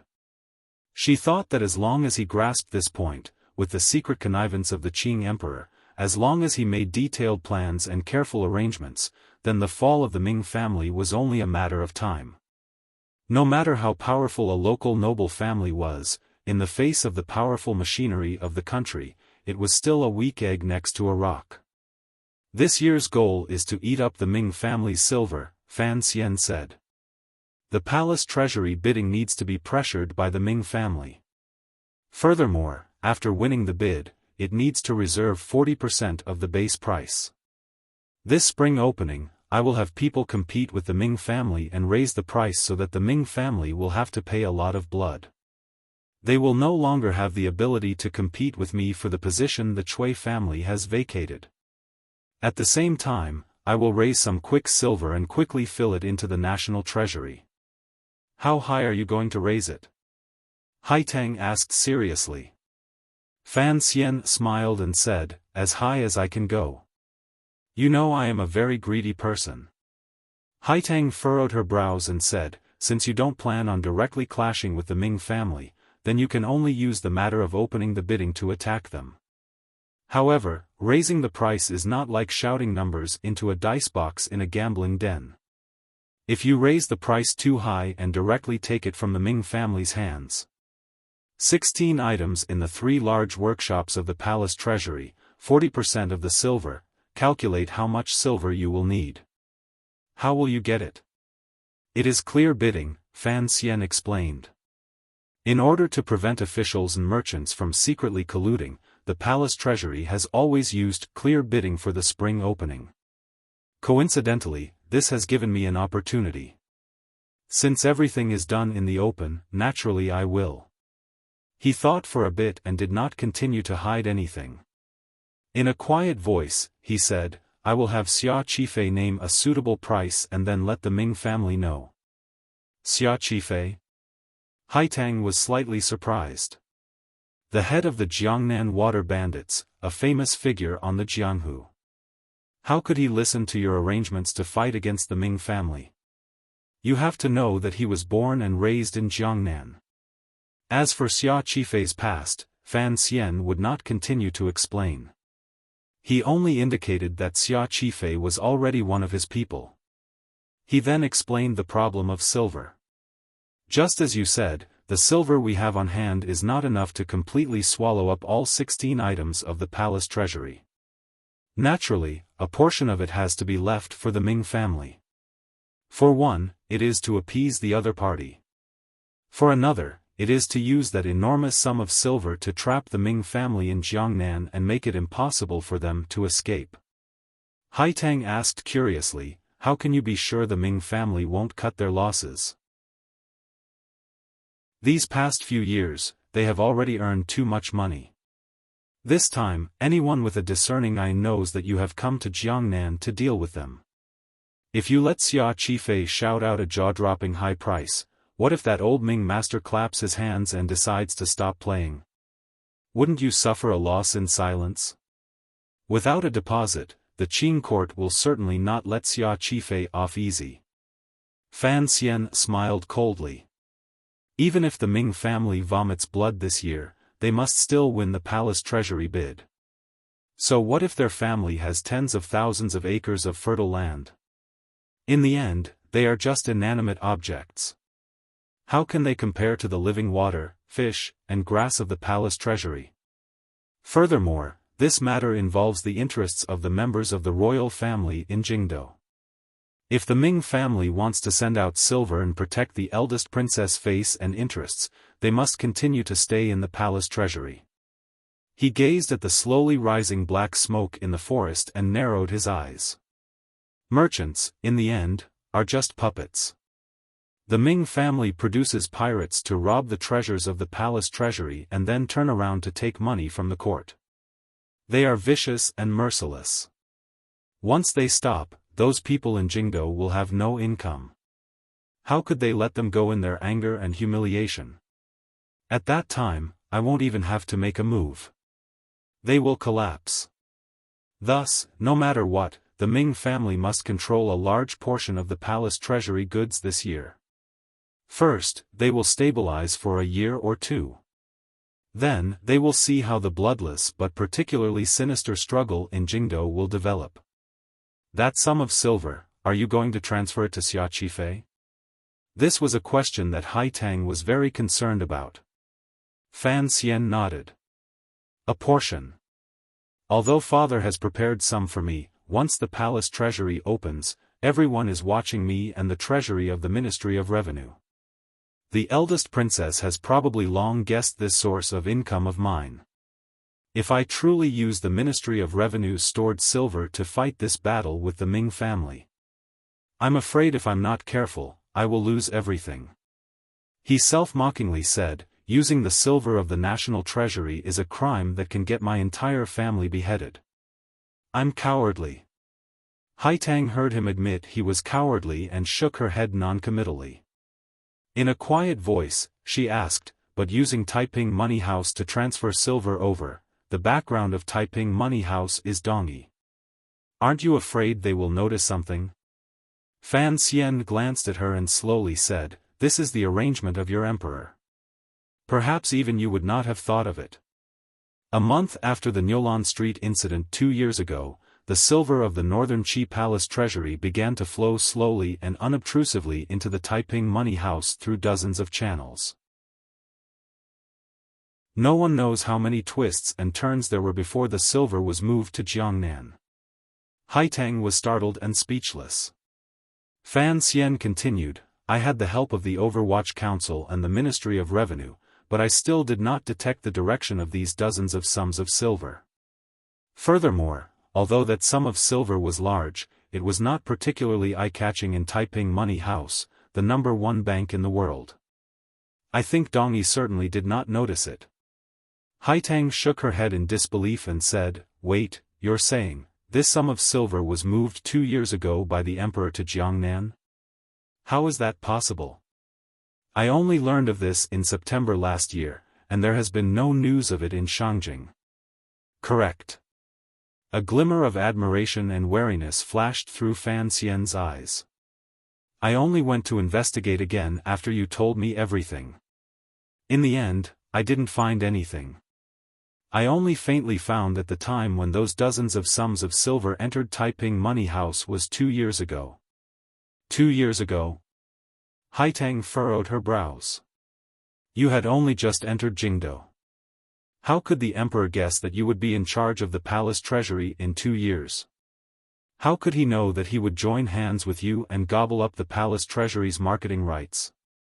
Fan Xian said self-mockingly, at that time, I was just a nameless illegitimate child in Count Sinan's manor. He sighed faintly and said, perhaps it was the Nyolan Street incident that made your little emperor confirm that the eldest princess wanted to kill me. Furthermore, from various intelligence reports, he determined that I would be in charge of the Qing National Treasury. As for what happened afterward, perhaps it was just his analysis. Since there was no way for the eldest princess and I to work together, then I had to cut off the eldest princess's arm. The Cui family? The Ming family? No wonder at the end of last year, our two sides were able to deal with the Cui family so smoothly. Fan Xian furrowed his brows and said, but your emperor, how could he have guessed that I would use this move against the Ming family? If you want to say that he calculated to this point, I can only give him one sentence. Hai Tang had still not shaken off her shock. She had truly not thought that the young emperor with whom she had grown up and who often called her Aunt Disciple, would have such deep and far-sighted plans. As far back as 2 years ago, he had already begun to make arrangements to deal with Fan Xian or other possible variables. Hearing Fan Xian's words, she unconsciously asked, "What sentence?" "It seems that your lord's wisdom is truly close to that of a demon," Fan Xian said gently. Fan Xian said in a gentle voice, "He began planning 2 years ago. The development of the world has not deviated much from his guesses. Even if the emperor had decided to clean up the palace treasury and had not used me, the me that you Northern Qi can fully trust, I'm afraid he still had a way to change the face of this silver and participate in the opening of the palace treasury bidding this time." It was not until now that Fan Xian somewhat gloomily admitted that he had indeed underestimated the young ruler in the north. Regarding the palace treasury, the most dazzling golden pheasant in the world, because the Qing kingdom guarded it very closely, no other country could do anything about it. They had tried to steal its craftsmanship for a dozen years without success. Who would have thought that the Northern Qi emperor would be so unconventional and play such a trick? For the Northern Qi emperor, since he couldn't steal your family's treasures as a thief and couldn't beat your family's guards as a bandit, then he would shake his body and become a nameless capital merchant. He would mingle in the process of your family's treasures. Although he wouldn't be able to get the first bite, he wouldn't just eat scraps. However, in this arrangement of the world, Fan Xian, a variable that surprised the Northern Qi people, later appeared, so the Northern Qi emperor became more and more generous and steady. Fan Xian sighed. In this world, there were many extremely intelligent and astute people. In comparison, he, an internationalist, carried too much of an idealist. "Are you angry?" Haitang looked at his expression and asked probingly. Fan Xian smiled slightly and shook his head. "If your emperor had been hiding this matter from me, of course I would be angry. But now he must cooperate with me, so what is there for me to be angry about? Right now, it is as if he has used all of this money as a hostage and handed it into my hands. This is enough to exchange for my trust in him." Haitang sighed and said, "You are not a person who trusts others easily." Fan Xian lowered his head and slowly said, "Trust is mutual. I am just curious as to why your emperor trusts me so much. You have to know that in the future, if the two countries become hostile or if I have other thoughts, then I can eat his silver at any time and cut off his goods. He has no chance of turning the tables." He raised his head and looked into Haitang's eyes that were as bright as a clear lake. In a quiet voice, he said, "I have some misgivings about this sudden trust." Haitang was silent and thought for a moment. Suddenly, she smiled and said, "When I mentioned this sum of silver to you in the letter, it seems that is when the rumors of your past will appear in the world." Fan Xian looked at her with confusion. "What is the connection?" Haitang smiled slightly and said, "Perhaps in the emperor's view, since you are a descendant of the Yi family, then you will not be satisfied with being a powerful official of the Qing kingdom. Furthermore, your vision will not be limited to the borders of the country. Everything that the Qing kingdom can give you, the Qi kingdom can give you. The emperor probably has other intentions." She didn't finish her words, but Fan Xian already understood. He shook his head self-mockingly and said, "Thank you for your emperor's good intentions, but I don't want to frown and face thousands of fingers." Haitang smiled and said, "It's rare for me to be in the mood to write poetry." "I will not bow my head and be a willing ox," Fan Xian said lightly. Fan Xian lightly said, "Besides, your emperor should have known later that I was also a genuine Qing prince. There are many princes in this world, but of the descendants of the Yi family, there is only you," Haitang said lightly and gently, but she clearly understood Northern Qi's meaning. Fan Xian smiled and did not continue this topic. He was at the height of his glory in the Qing kingdom. Although there were a few women in the palace and 2 princes in Jingdo, which he had some difficulty dealing with, the emperor was playing the role of a loving father. He could not find a convincing reason to consider Northern Qi's invitation. Let's go back to the beginning, Fan Xian said. Why can't you like me? Why can't I like you? Haitang was dumbfounded and angry. She wondered why this person was always entangled in this matter. In a cold voice, she said, Duo has never cared about the matters between men and women. In the realm of love, there is no difference between big and small, but there is a difference between up and down. I do not seek to destroy my feelings, but I will not consider this problem. Fan Xian understood that the girl was expressing the meaning of putting the people of the world first. With slight mockery, he said, worrying about the worries of the world first? Isn't it too boring to live like this? Your emperor still has a hat to play with. He didn't say what color the hat was. Suddenly, he smiled brightly and said, Duo. Haitang stopped her steps and tilted her head to look at him. She was dazzled by the gentle smile on Fan Xian's delicate face. She couldn't resist sighing and asked, what is it? It is also possible that the Hu people don't kill, Fan Xian said seriously. Haitang knew he was talking about the words she had used to shut Cici's mouth in the carriage earlier. She couldn't help feeling bitter, but she still replied quietly, is that so? Perhaps neither the people of Northern Qi nor the Qing kingdom will believe it. Fan Xian said gently, of course, it is possible that the Hu people don't kill people if they have all been turned into dead people by us. Haitang was startled and laughed in spite of herself without rhyme or reason. Fan Xian said quietly, using the same logic, it is also possible that I like you, and it is also possible that you like me. Haitang mockingly said, wait until we are all dead. No, Fan Xian explained seriously. Wait until everyone else in this world is dead. Haitang had no choice and said, everyone is dead, leaving just the two of us standing by the river enjoying the wind? Fan Xian raised his head and thought for a while before nodding. It does seem to be meaningless. Then, he took out both hands from his pockets and held Haitang's hands.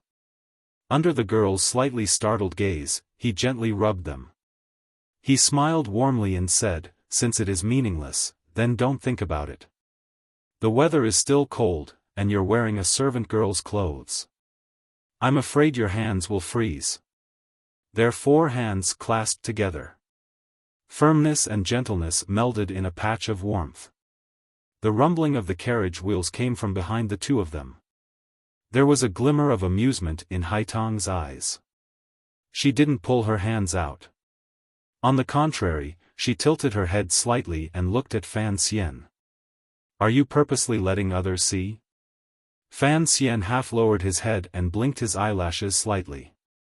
In a quiet voice, he replied, in order to convince my emperor that I brought you to Jiangnan for a reason, in order for the mutual trust between your emperor and me to have a firmer foundation, we must both be closer. Haitang looked at him with a not quite there smile. In the end, Fan Xian said seriously, of course, your hands are still very comfortable to hold. You often do farm work, but there are no calluses. Student Kitty has already arrived in Guangzhou, but everyone, don't worry. The updates will not stop these 2 days. At the same time, he also wants me to express sincere and strong thanks to everyone on his behalf. His monthly votes have soared overnight. He can be at ease, by Jessiphy, to be continued. If you want to know what happens next, please log on to www.cmfu.com, there are more chapters. Support the author and support genuine reading. Chapter 358. The interior of Suzhou was a scene of prosperity. Tender green colors could be seen everywhere. It was not much different from the rest of the Qing kingdom. However, the large number of shops, the busy docks, the endless stream of people, the large stretch of government offices in the south of the city, the oppressively wealthy salt merchant manors in the west of the city, the young masters on the streets of the east of the city, and the fierce, sinister, and cunning gangster brothers in the north of the city. All of this formed a scene that was different from any other place in the world. It was adventure, excitement, wealth, and desire. Here, there was much less of the concealment of scholarly knowledge. The pressure of the 1,000-year dynasty was much less. Although no one dared to challenge the authority of the government, because there were too many people moving about, the amount of goods coming in and out of the port was enormous. The citizens had money in their pockets and were able to do things with much more confidence. Putting aside the merchants who had deep connections with the government, just the brothers on the streets who made their living in the waterway also began to learn from the students of the Imperial Academy in Jingdo. They wore long green robes and no longer blindly fought and killed. The large stretch of land downstream of the Suzhou docks was all the Ming family's property. At this moment, the men in long robes were listening obediently to the lecture of a young master. It was clear at a glance that these long-robed men were skilled martial artists. However, in front of this gentle-looking young master, they did not show a glimmer of arrogance.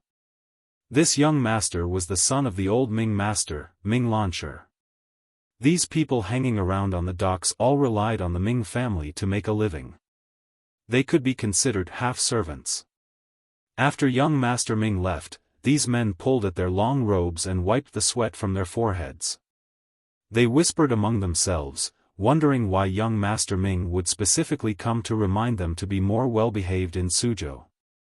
Given the power of the Ming family, did they need to be afraid of anyone pulling on their pigtails?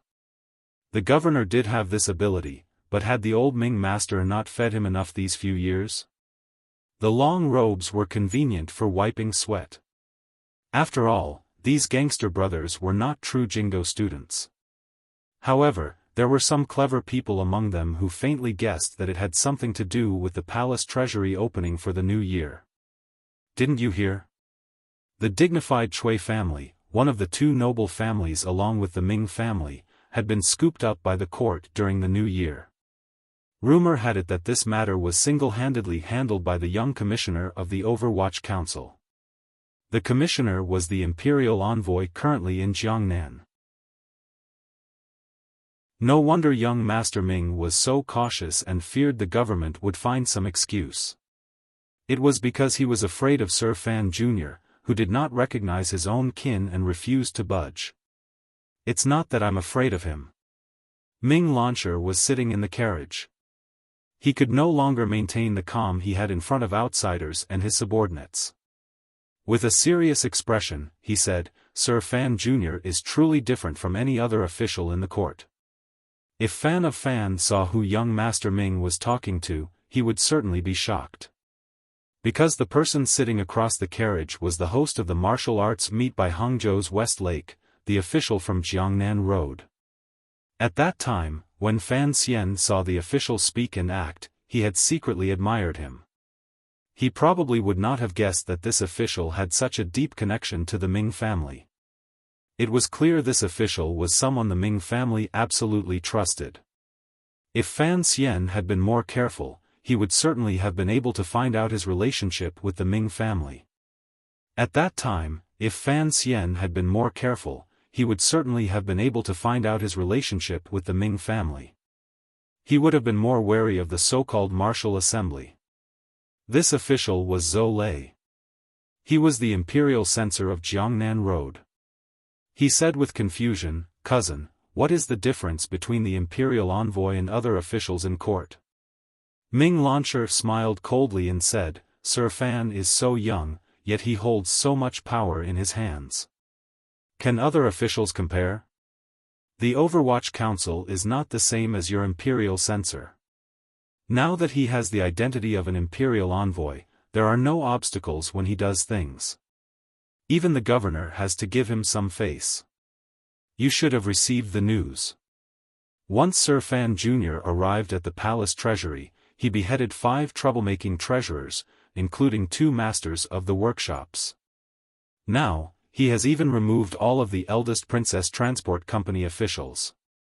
Which official in court has the confidence to use such ruthless methods? Zhou Lei sighed and shook his head. Without an insider, it will be much more difficult for the clan to play tricks in the future. Ming Launcher gazed at him and smiled mockingly. He said with disdain, I think you've become muddled from being an official.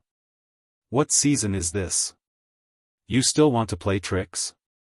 I just hope that the Imperial Envoy doesn't play tricks on us.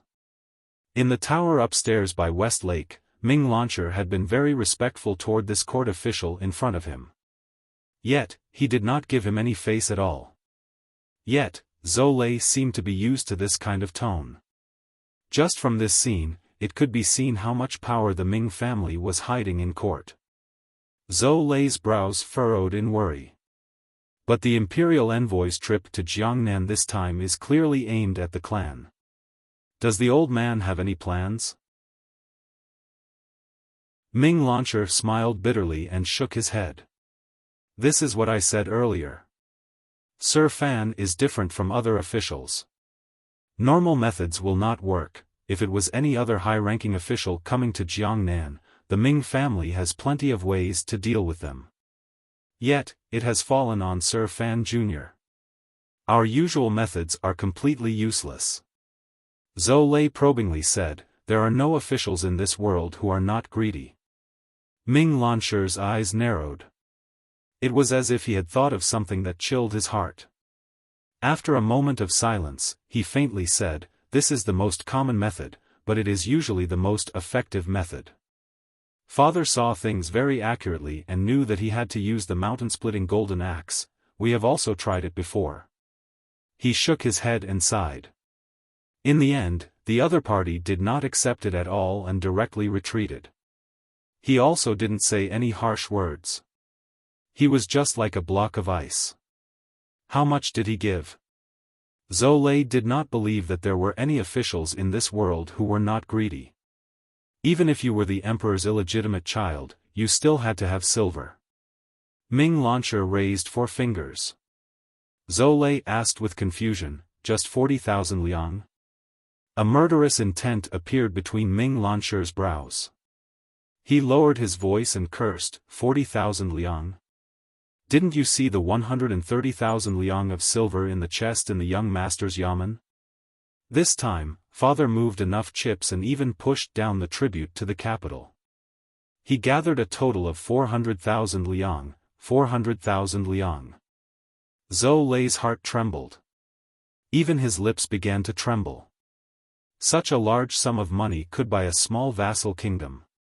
Could it not buy the imperial envoy's heart? Ming Launcher gritted his teeth and said, there's also 20% of the shares. Zhou Lei almost couldn't believe his ears. This 20% of the shares was even more terrifying than 400,000 liang. How could the clan bear to use such a large sum of interest to buy Fan Xian? Usually, when he served the eldest princess, he had never been so generous.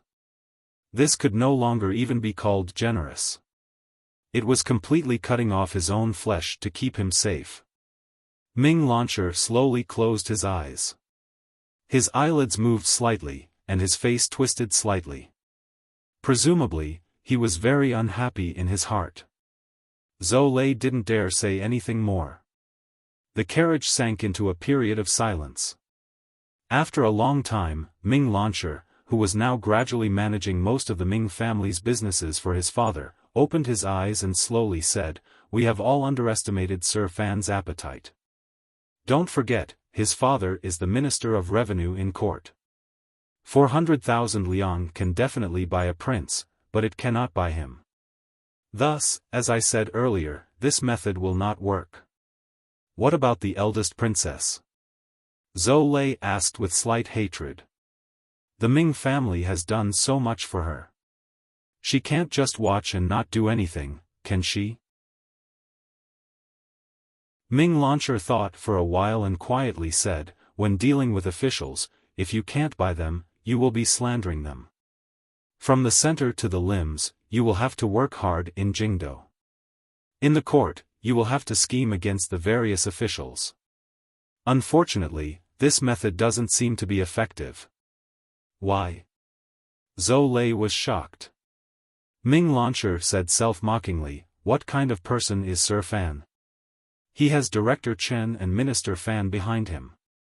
Although Prime Minister Lin has retired a long time ago, his power still remains.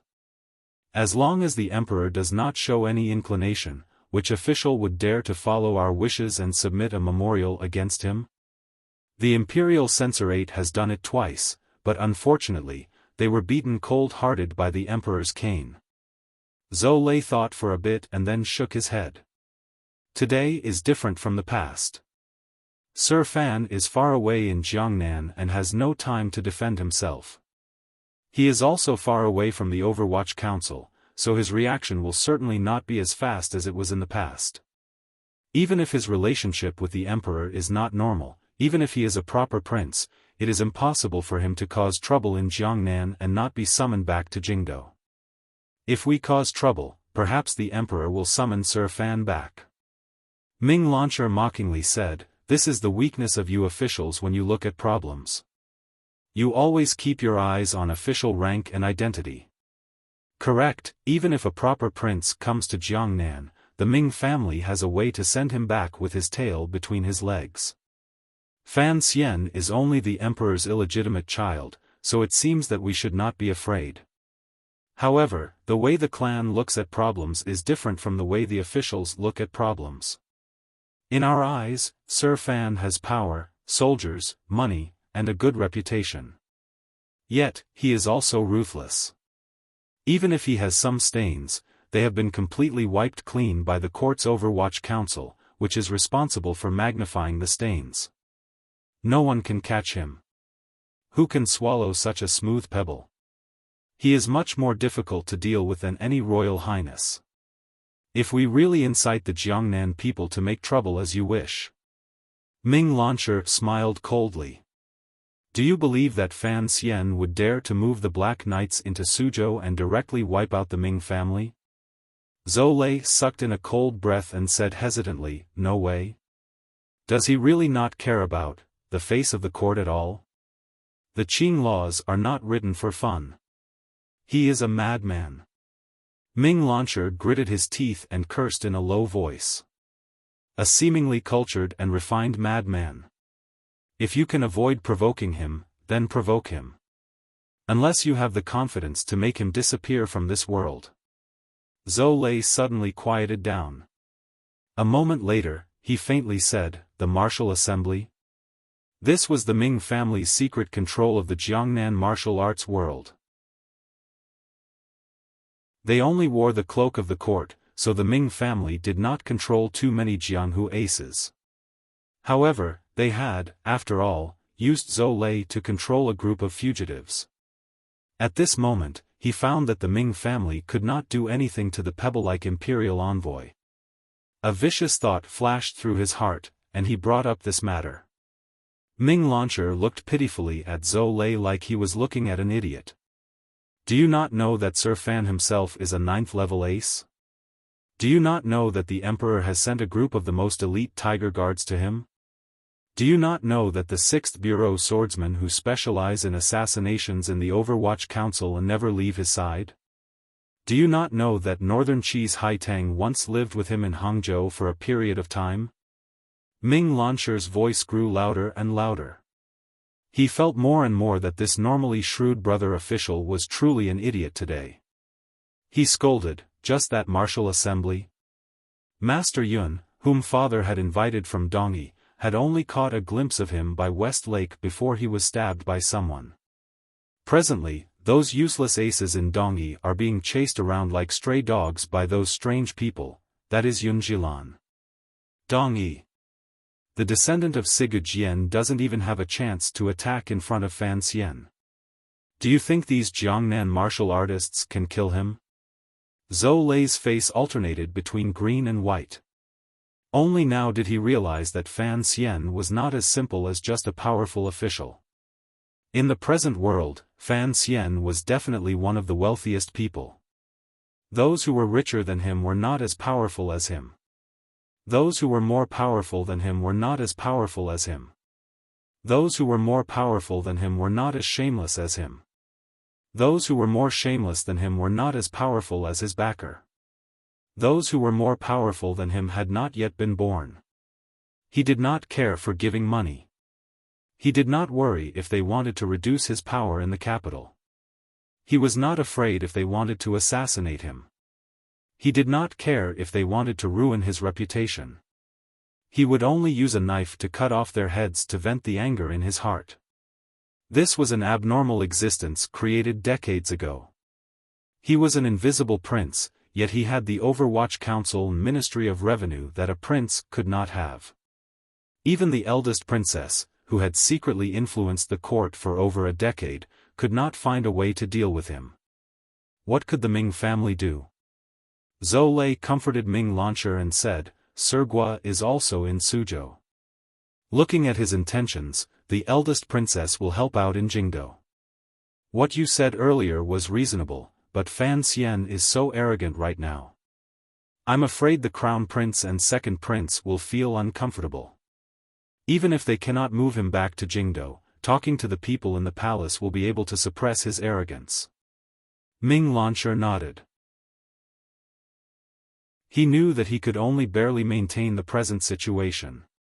Hearing the word Gua, he still couldn't stop the veins on his forehead bulging.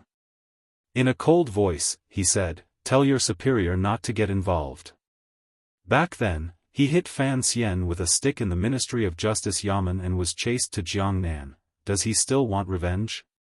Don't forget, the imperial envoy is the most vengeful of young people. I just hope he doesn't get dragged down by that old white-face Guozheng. The battle for monthly votes is truly cruel, the chase from behind is too close, so I still have to smile and extend my hand to ask for monthly votes.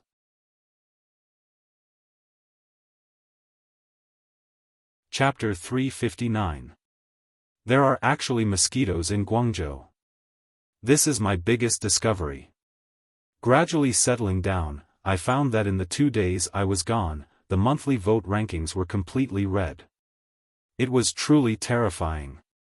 Everyone has a monthly vote. Are you willing to vote? Are you willing to vote? Or are you willing to vote? There were not many people in the world who had the right to worship the Chen Garden where the director of the Overwatch Council, Chen Pingping, lived. In their eyes, the Li Palace in Xinyang, the Sword Hut in Donggu City, and the Ming Garden of the Jiangnan Ming family were the 3 most beautiful and wealthiest privately owned buildings in the world. Of course, this ranking did not take into account the black and green royal palace in Shangjing, which was as beautiful as a celestial palace. There were nobles living in the Li Palace, and there was a great grandmaster in the Sword Hut. They were all existences far away from the common people. Only the Ming Garden not far from Suzhou in Jiangnan gave the common people a chance to admire it up close. The Ming family never used their power to bully others, and they did not purposely maintain the mystery of a noble family. Thus, many Jiangnan scholars and tourists from afar would all follow the wide road through the woods after they finished strolling through Suzhou. They would circle around to the outside of the city and look at the beautiful garden from a distance. Although they could not play up close, looking at it from a distance was enough to entertain the eyes. The Ming family was low-key and not mysterious. Thus, this Ming Garden, which had been built for nearly 40 years, still maintained the deep imprint of their family. Every brick and tile, every grass and tree, every step and pavilion, was not extravagant or eye-catching. On the contrary, it exuded a faint sense of intimacy. Furthermore, the courtyard walls built along the foot of the mountain were not very tall. When tourists stood on the road, they could see the eaves inside. If they stood closer, they could even hear the sound of flowing water inside. Intimacy did not mean homely. Simplicity, of course, was not simple. In the eyes of those who truly knew the ropes, they would certainly be able to see that every detail in this pampered garden was impeccable. Each material and design was ingenious. In the eyes of soldiers, they could see that although this garden did not seem to have any defensive capabilities, with some simple modifications, it could become a castle that could be defended for half a year in a very short amount of time. The weather was not very good. In the chilly early spring, there was a light drizzle. Young Master Ming's carriage traveled alone on the road home. He did not see the usual 2 or 3 tourists and women on an outing. The carriage came to a strange stop outside the side door. Young Master Ming pulled back a corner of the curtain and revealed a gloomy face as he looked at the front door of his own home. It seemed to be sending off a guest. A middle-aged man wearing official robes walked into his carriage with a face full of anger. Ming Launcher put down the curtain and turned his head to look at Zhou Lei. He said angrily, "Speak of Guozheng, Guozheng will arrive. How can a superior like you be so tactless?" Zhou Lei was silent. Guozheng was his direct superior. Last year, he was still the imperial censor of the left of the imperial censorate in Jingdo. After the spring examination case, Guozheng had led the 3 departments of the Ministry of Justice to jointly interrogate Fan Xian. At the time, he had relied on the eldest princess to support him and had beaten Fan Xian a few times. He wanted to force a confession out of him. How could he have thought that Fan Xian's background would be so powerful? Not only did he not bring down the Fan family, but he had also offended Prime Minister Lin, the Fan family, and the Overwatch Council. These 3 giants had taken action but did not make much of a fuss. They had easily caused the Minister of Justice, Han Jiwei, to lose his position. At the same time, they had sent Guozheng to Jiangnan. The biggest loss Imperial Censor Guozheng had suffered in this life was because of Fan Xian, so he had always held a grudge.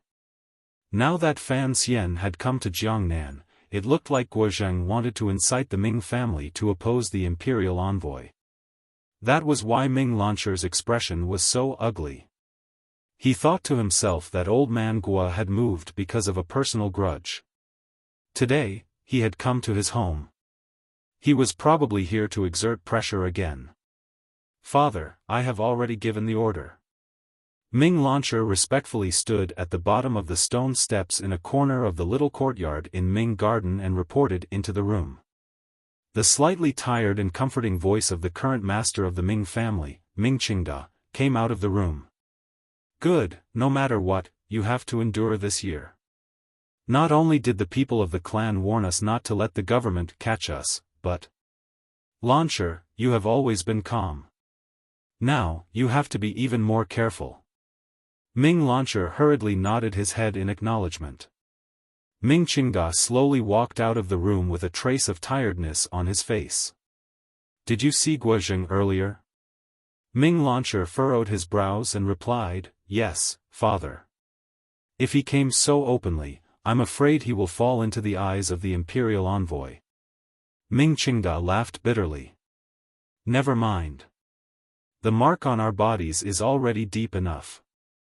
If we want to tear off our relationship with that side now, it is impossible. No one will believe us. Don't think about these problems anymore." Did he come himself, or did he represent those people in the capital?" Ming Launcher asked hesitantly. Hearing these words, the wrinkles at the corners of Ming Qingda's eyes deepened. A moment later, he sighed and said, "When will these officials have their own identities?" Ming Launcher's heart tightened. He knew the meaning of his father's words. It meant that Guozheng had come to pass on the eldest princess and His Highness' opinions. He looked at his father nervously. "Don't worry and don't pay attention to the intentions of the capital. His Highness wants us to trip up the imperial envoy." Ming Qingda, the wealthiest man of this generation, smiled coldly and said, "This is to use us as knives. How could I be so stupid? Of course, on the surface, we still have to go along with them because no one knows what will happen in the future or who will sit on that dragon chair." Ming Launcher furrowed his brows slightly and said, "The order has already been issued. As long as the imperial envoy is in Jiangnan, we will have peace. However, constantly showing weakness like this is not a solution. It is a good solution." A faint smile rose to Ming Qingda's face. "Commissioner Fan is not a demon who eats people without spitting out the bones. Since he can't openly hold anything against us, he also has to be wary of the backlash from the Jiangnan officials and gentry, so he can't just bring a bowl of water and swallow us whole in one gulp. If we are more well-behaved and give him enough face, presumably he will also give us some face. This Xiaofan Jr. doesn't even give the second prince face, Ming Launcher said with a pained smile. Ming Qingda smiled self-mockingly and said, the identity of a merchant has always been on the level of history, but now it is the exact opposite. Xiaofan is the son of Lady Yi. Looking at his actions, he has always harmed officials but not the people. He also has no prejudice against merchants. He doesn't give the second prince face, but that doesn't mean he won't give us face. When all is said and done, no matter how the second prince retaliates, he is just setting a trap for him in the officialdom. We have the ability to move the power of the people. Of course, as long as the situation has not developed to the point where blades meet, we must not provoke him, Ming Qingda said. Ming Launcher was a bit annoyed. These few days, he didn't know how many times his father had said that his father's behavior on this matter was overly cautious. It made him feel uncomfortable. Although he understood the reason, he still found it difficult to accept. Seeing the faint worry on his father's face, he couldn't resist comforting him. Father, if it really can't be done, let's stop. The top and bottom of the stone steps were silent for a while. Ming Qingda, the wealthiest person in Jiangnan, slowly shook his head. A moment later, a severe light flashed through the eyes of this nearly 50-year-old elder. There are some things that I cannot stop just because I want to. He immediately smiled coldly and said, if I stop, what will the tens of thousands of people in the clan eat? Don't forget that the nobles in the capital have so many shares. Even if we don't do it, will they not stretch out their hands to ask for silver from me? The eldest princess, the crown prince, the second prince, and a few large families in the capital have gotten used to eating us. If we really stop this time, who knows what they will do? Never underestimate the greed of the royal family and officials. Ming Launcher gazed at his father and a glimmer of sympathy flashed through his heart. Who knew that the richest man in Jiangnan also had all these things he had no choice but to do? Ming Qingda said with a face full of hatred, the Ming family appears to be doing well, but in reality, we are just an old hen that can lay eggs in their eyes. If the old hen doesn't lay eggs, those who originally supported us will probably want to kill us even more than the imperial envoy and finally eat a delicious meal of chicken.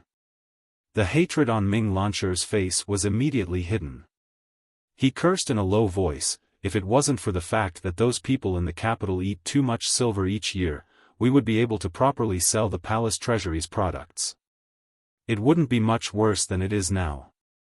Even if the palace treasury is cut off by the imperial envoy, our family's businesses throughout Jiangnan will still be able to keep the clan going.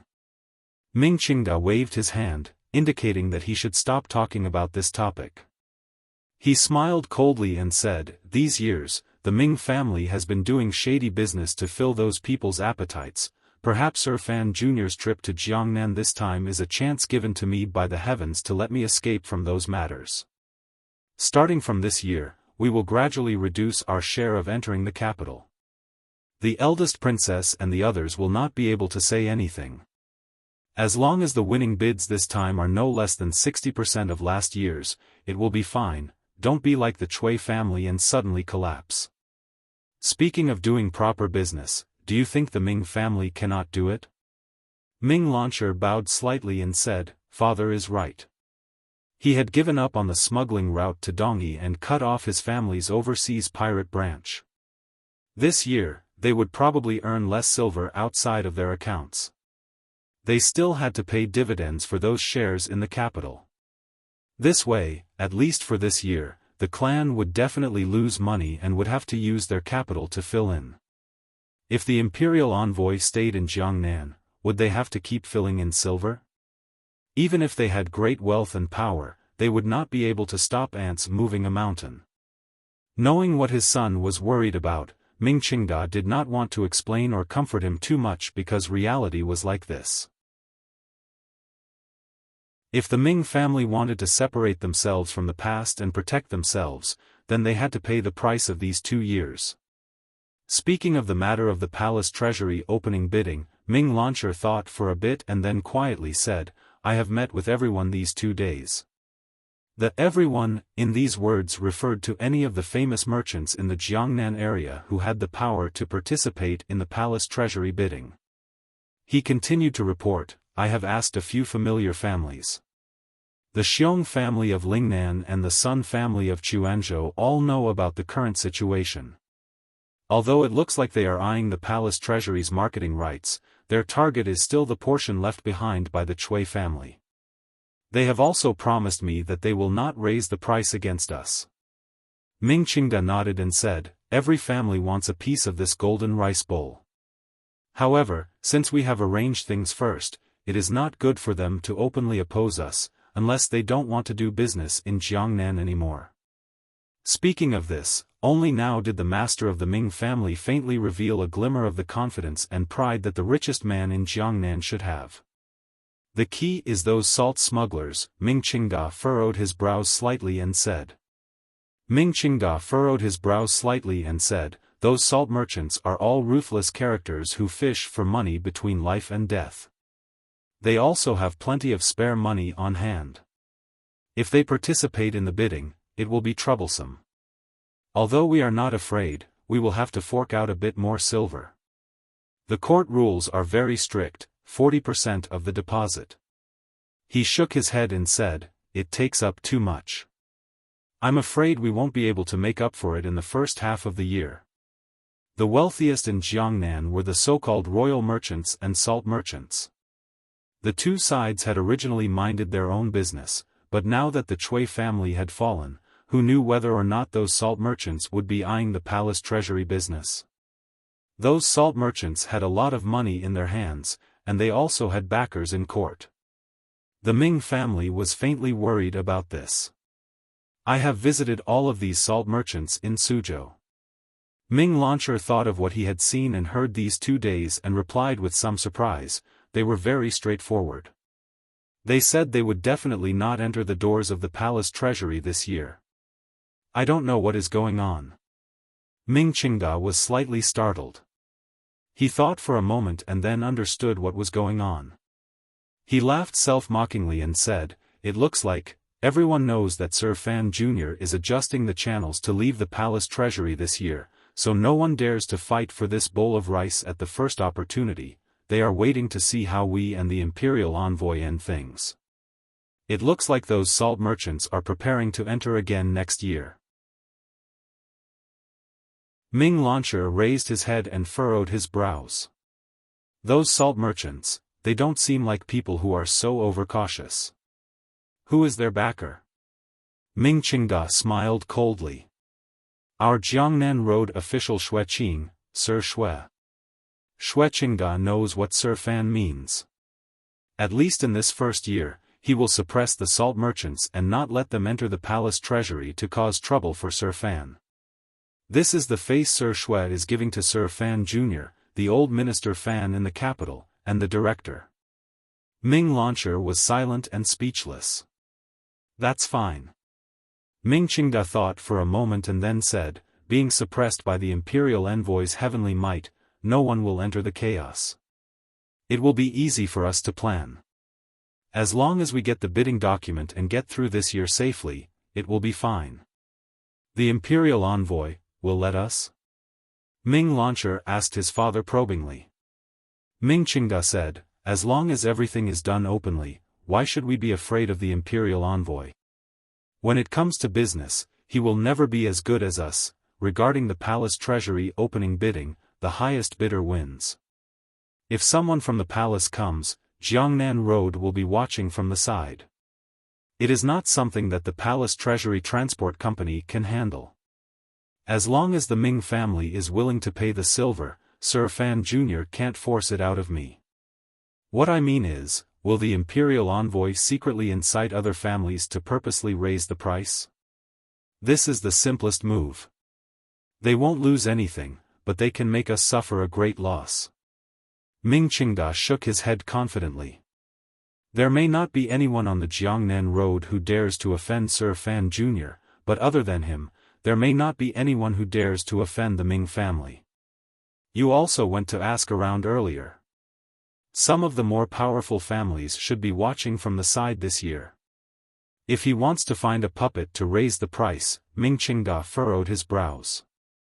Bidding requires clear silver. The imperial envoy doesn't have that much silver, so he won't be able to raise it much. A faint mockery rose to his face. Don't be blinded by that chest of 130,000 liang of silver. If he wants to use silver to smash people, the officials won't be able to do it. When it came to using silver to smash people, it was the Ming family who did it the most shockingly. Thousands of images, swallowing the wind and clouds. In one go, they threw out 400,000 liang of silver with the intention of knocking Fan Xian unconscious. Although they didn't succeed, this kind of boldness was not something that the bribers in the capital could touch. The imperial envoy's father. Sir Fan Sr. is the Minister of Revenue of the Qing court. He manages the national treasury, Ming Launcher reminded with a pained smile. Ming Launcher forced a smile and reminded him, speaking of silver, his silver is much more than the Ming family. Minister Fan? Ming Qingda said with slight mockery. If the Ministry of Revenue doesn't move, then so be it. If the imperial envoy uses his father's power in order to suppress the Ming family, then this matter will be interesting. Trust me, the eldest princess has been so quiet. She must be waiting for that moment. Ming Garden immediately fell silent. Ming Launcher felt a slight chill in his heart. He knew that although his father appeared to be retreating step by step, he had long discussed with the nobles in the capital how to deal with the imperial envoy. No one knew how much blood and danger were hidden in the background of the palace treasury bidding. The matter involved the national treasury and the minister. Ming Launcher did not dare continue this topic that could not be said out loud. He calmly changed the topic and reported, based on past practice, the Taiping money house's silver has already been prepared. Father has repeatedly warned us, so we have prepared an extra 30% of the silver this time in case we are caught unprepared when the bidding comes. The palace treasury bidding used clearly marked silver. Putting aside the 40% down payment after the deal was closed, the bidding silver itself had to be prepared in advance. Whether it was real silver or banknotes from a money house approved by the court, it had to be delivered to the special meeting place on the day the bidding opened. This was a terrifyingly large sum. For a wealthy family like the Ming family in Jiangnan, it would be difficult for them to immediately take out so much silver. After all, they could not sell land or homes. Furthermore, 60% of the bidding silver could be immediately returned after winning the bid. Royal merchants did not want to take up cash flow, so they would borrow it from outside. For large families like the Chui and Ming families, they needed a lot of silver each year during the bidding. They all used Taiping money house to raise silver. Using produced goods as collateral had already become a custom. This year, they predicted that the palace treasury opening would be troublesome. Fan Xian would certainly think of a way to make the Ming family bleed more. Thus, the Ming family had the Taiping money house prepare an extra 20% of the banknotes. Do not underestimate this 20%. The base number was too large. 20% was already a terrifying sum. It made the Ming family pawn off a lot of things. Taiping money house can be trusted, Ming Qingda said in a low voice. It is an old relationship. After all, it is a business of Dongyi. Those people will have to rely on us for supplies. Yes, Ming Launcher replied quietly. Ming Launcher quietly replied, furthermore, we are not moving silver for no reason. Nowadays, there are always some supercilious people in Jiangnan who want to see the Ming family make a fool of themselves. If we can win the bid this time, it will be a slap to their faces. At the same time, it will let the imperial envoy understand that the family that can represent the palace treasury in such a large business is still our family. Ming Qingda glanced at him with praise and said, that is exactly what I mean. That is why we must accept this bid. The system of the court requires such a large sum of silver to be placed on the transport company. The original intention is to get rid of merchants who do not have enough power. At the same time, it also helps the Ming family sweep away a lot of opponents. Of those who can move so much silver, one family has already fallen. Who else can? Unless the imperial envoy wants to see no one take over the palace treasury goods next year, otherwise, you can only give it to me. What we have to ensure is, first, the price, not too ridiculously high. Second, the binding. There will be pressure from the capital to force the transport company to follow the rules of previous years. The 16 items will be split into 4, 6, 8, and 1. We, still, only want that 8. The master of the Ming family still said only want for half of the shares. The confidence in his words was unmistakable. Ming Launcher accepted wholeheartedly. The seemingly tense situation became easy under his father's analysis of the system of the court. It seemed that only his family had the ability to win the bid under the absurd rules of the court. The matter on the sea has been settled, the master of the Ming family finally said slowly. You should also have that person in the family shut up. Hearing that the matter on the sea had been settled, Ming Launcher couldn't help but feel his entire body relax. That was the Ming family's biggest weakness. As long as it was cleaned out, based on the Ming family's stable actions in Jiangnan Road, Fan Xian should not be able to find any reason to oppose him. However, hearing his father's last words, the young master of the Ming family still could not help but feel a chill in his heart. He didn't know how his father had settled the matter on the sea or how the pirates entrenched on the island had been silenced. As for the Ming family's support, a portion of it had come from the military. His father was very tight-lipped, so even he, the young master of the Ming family, did not know which side of the military the capital had mobilized this time. The matter on the sea had been resolved by his father, but he had to resolve the matter at home. A ruthless expression flashed across Ming Launcher's face. Nightfall. The young master of the Ming family was in a remote golden room in Suzhou. He lay on the bed with his eyes gazing at the sky. No one knew what he was thinking. In his arms was a naked woman lying obediently like a kitten. Her slender fingers drew circles on his bare chest. This woman was Ming Launcher's third concubine. Because of her special identity, she had always been raised outside of Ming Garden. Launcher. The concubine's breath was slightly warm. She panted and said, "I want more." Men hated to hear these words after the matter. Ming Launcher smiled coldly and said, "Want more? Don't you know how to be content?" The concubine's expression suddenly changed. She gritted her teeth and said, "What do you mean? Is it that the imperial envoy is checking hard and doesn't dare to go out on the sea? Do you feel that us two siblings are of no use?"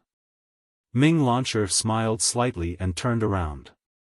In a quiet voice, he said, "Little darling, you've earned so much silver for the Ming family these few years. How could it be of no use?" As his words fell, his hand slapped heavily onto the concubine's snow-white buttocks, sending up and down white waves. She pouted coquettishly.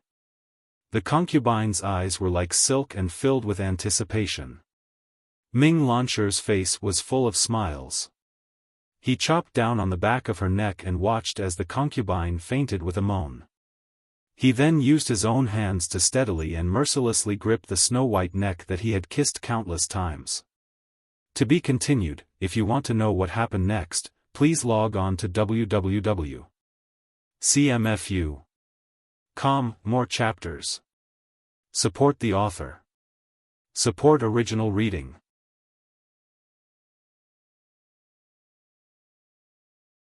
Chapter 360.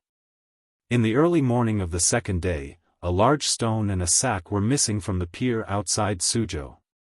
Someone heard the sound of a heavy object falling into the river. Immediately afterwards, they heard that the young master's third concubine had returned to her home in Chuanzhou to visit relatives. It was unknown when she would return, and the date of her return was uncertain. In the same dusky morning mist, on an island far away from Quanzhou City, taking advantage of the cover of the night before dawn, many ferocious bird-eating seagulls rushed down from the clouds and landed on the island, densely covering the entire ground. These seagulls greedily lowered their heads, using their blood-stained beaks to peck and tear at something. Because there were too many birds, the fight for food was especially violent. From time to time, seagulls would wantonly bite each other in order to fight for food territory. For a moment, the dusky island's surface was filled with bird feathers flying chaotically, flesh and blood splattering everywhere. What they fought for food was not the young birds and turtle eggs that they normally enjoyed, but human corpses. The entire island was actually littered with corpses. The pungent smell of blood rose into the sky. Fortunately, it was early spring, so there was not too much of a rotten smell. But even so, with so many corpses, it still attracted the attention of many seagulls within a radius of several hundred miles. What a feast! On the island, one could faintly see a pier-like building, but right now there were no signs of people. The dead people had their eyes wide open in fear, their white eyeballs unable to move, covered in a layer of mucus formed after death. It seemed that they never thought that someone would come to the island and kill them. With a chi sound, a seagull accurately pecked at the eyes of the corpse that could not close their eyes. With a bloody eyeball in its mouth, it proudly twisted its neck, and then immediately lowered its head, as if afraid that its companions would fight with it for food. Spreading its wings, it moved to another place, hiding under a reef and began to eat. But it found that this food was a bit hard, and it grabbed its neck, anxiously cackling. The island was covered with corpses, flesh flying to reveal white bones, internal organs pecked out, blood, death, flying, fighting flocks of birds, the aura of death and fear pervading the sea. With one hand, he pushed the corpses above him away with some difficulty and carefully chased away those damned seagulls beside him. A pair of eyes nervously peered out from the gap. After confirming that the group of soldiers had left by ship, this island pirate who had survived the disaster crawled out of the corpses of his companions with lingering fear. The man had been stabbed in the shoulder and was badly mutilated. If it were not for his identity, which allowed him to sense the murderous aura of the soldiers very quickly and pretended to be dead and used the corpse of his comrade to cover himself, he might have died long ago. The soldiers who had come to the island should have been the pirates' companions, but they suddenly became violent. The viciousness of their actions was difficult to describe. It was not until everyone on the island was dead that the leader of the pirates realized that the Ming family had come to silence them. The person who had luckily escaped had a dark complexion. It was obvious that he had lived on the sea for many years. His face was normal, his expression was determined, and his eyes were slightly narrowed.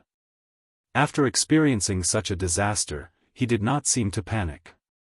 He panted as he sat among the corpses of his companions, forcing himself to calm down.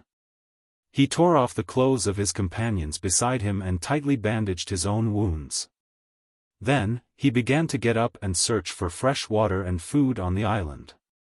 When the soldiers left, they thought everyone was dead, so they did not destroy the water and food. They gave him a chance to live. After he recovered his spirit, the sky brightened. Facing the rising sun, the man slowly sat on the dock and looked at the flock of birds that flew and landed not far away. He looked at the wretched appearance of his companions who had been with him for many years after their deaths. His lips began to turn white, but he resisted the urge to vomit. With a flip of his hand, he picked up a jug of water and poured it into his dry mouth. The people who had died were all his companions, but he would not bury them. For one, too many people had died. It was impossible for him to bury so many bodies by himself. For pirates, if they could not be buried in the sea after they died, it was not necessarily a bad ending for them to be taken into the sky by these seagulls. Thirdly, these pirates had done a lot of evil in their daily lives. Murder and rape were common occurrences. Now that they had been killed by people and then eaten by birds, it could be considered retribution. He was called Qing War, a native of Quanzhou. His family background was ordinary, and his ability was ordinary. He spent his years on the sea as a sailor. Sometime last year, the large ship he was on was robbed by pirates. He didn't know what method he used to luckily survive. Furthermore, he joined the inner circle of the pirates and began to become partners with them. On the roaring sea outside Quanzhou, he did those ugly things. The pirates on this island were the largest on the sea, but, strangely, they did not do much business. Furthermore, the leaders seemed to be purposely hiding the movements of this group. After staying on the island for half a year, Qinghua finally discovered that the main business on the island was robbing the Ming family's cargo ships heading to the Western Ocean. Each time they robbed a ship, they did not leave anyone alive, particularly the court officials responsible for escorting the ships. In just half a year's time, because of Qinghua's cool-headedness and cold-bloodedness, he received the appreciation of the leader and became a small leader among the pirates. He began to gradually understand more details and began to have the opportunity to come into contact with some very important matters. Unfortunately, at this time, on this night, a group of powerful navy found the small island and slaughtered everyone on the island in an incomparably bloody manner.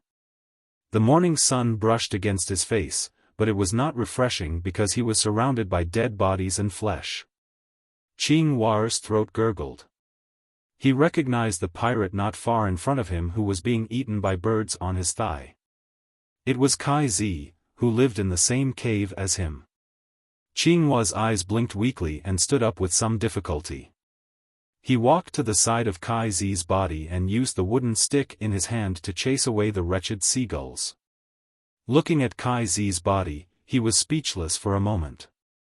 In the end, he slowly said, "If I go back alive, I will take good care of your parents." After saying this, he decisively threw down his comrade's body and followed the hidden little path under the dock in another direction.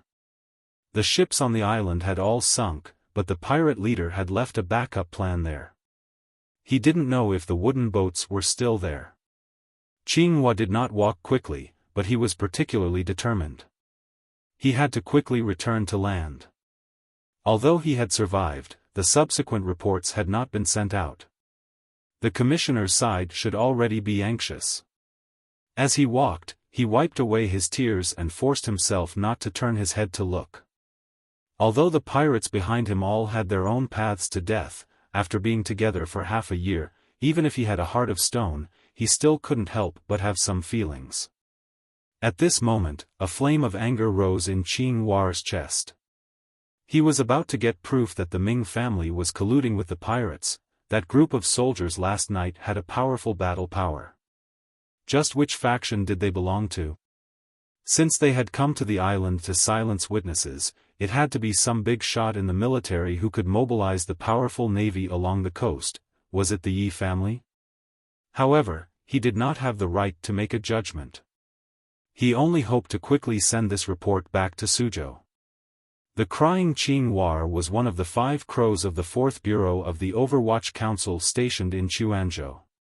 He was the secret agent who had once reported to Fan Xian the connection between the Ming family and the pirates. Far from this bird island, outside Suzhou in Jiangnan, in the beautiful Ming garden that seemed unwilling to be tainted by a trace of the secular world, the current master of the Ming family, Ming Qingda, was standing respectfully in front of a chair and replying to the question of the person in the chair. The person in the chair was a woman, an old woman. Even in front of the eldest princess, Ming Qingda had no need to be so reserved and courteous.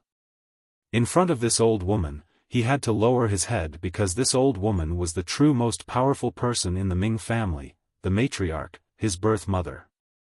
Many years ago, if this old woman had not been vicious and merciless, poisoned the most favored mistress to death, and then chased the 7th prince out of the family after the old master's death, the Ming family's large fortune would probably have long fallen into that person's hands. What share would Ming Qingda have? Each time Ming Qingda looked at his old mother, he could not think of the words, old and virtuous. Instead, he thought, being old and not dead is a thief. My seventh brother's body has probably already turned to white bones somewhere. Although he felt at ease, he also felt a chill. As long as this old woman was alive, he could not be considered the true master of the Ming family. Your actions are too slow. The old Ming matriarch looked at her son and said in a cold and merciless voice, if you wanted to wash yourself clean, then you should have started acting 2 years ago. Ming Qingda was known to be intelligent, otherwise he would not have been able to control such a large business of the Ming family. However, in front of his mother, he had been criticized badly. His face heated up and he furrowed his brows. Why 2 years ago? Because 2 years ago, the palace decided to have Fan Xian marry Lin Wan'er. A cold light flashed through the old woman's eyes as she spoke in a hateful voice. Ming Qingda's expression was respectful, but he had other thoughts in his heart. Even if they had guessed at that time that Fan Xian would go to Jiangnan to take charge of the palace treasury, who knew he was the emperor's illegitimate child? Who knew he was a descendant of the Yi family? Who knew he would one day lead the Overwatch Council? This old woman, it looked like she was truly muddle-headed. The old woman scolded, if I hadn't asked the military for help this time, if the Overwatch Council had found that island, given Fan Xian's personality, how would he have dealt with you? Ming Qingda laughed coldly in his heart and didn't say anything. With a respectful expression, he replied, it is truly unfilial of me to make mother worry. To be continued. If you want to know what happened afterwards, please log on to www.cmfu.com. More chapters. Support the author. Support original reading.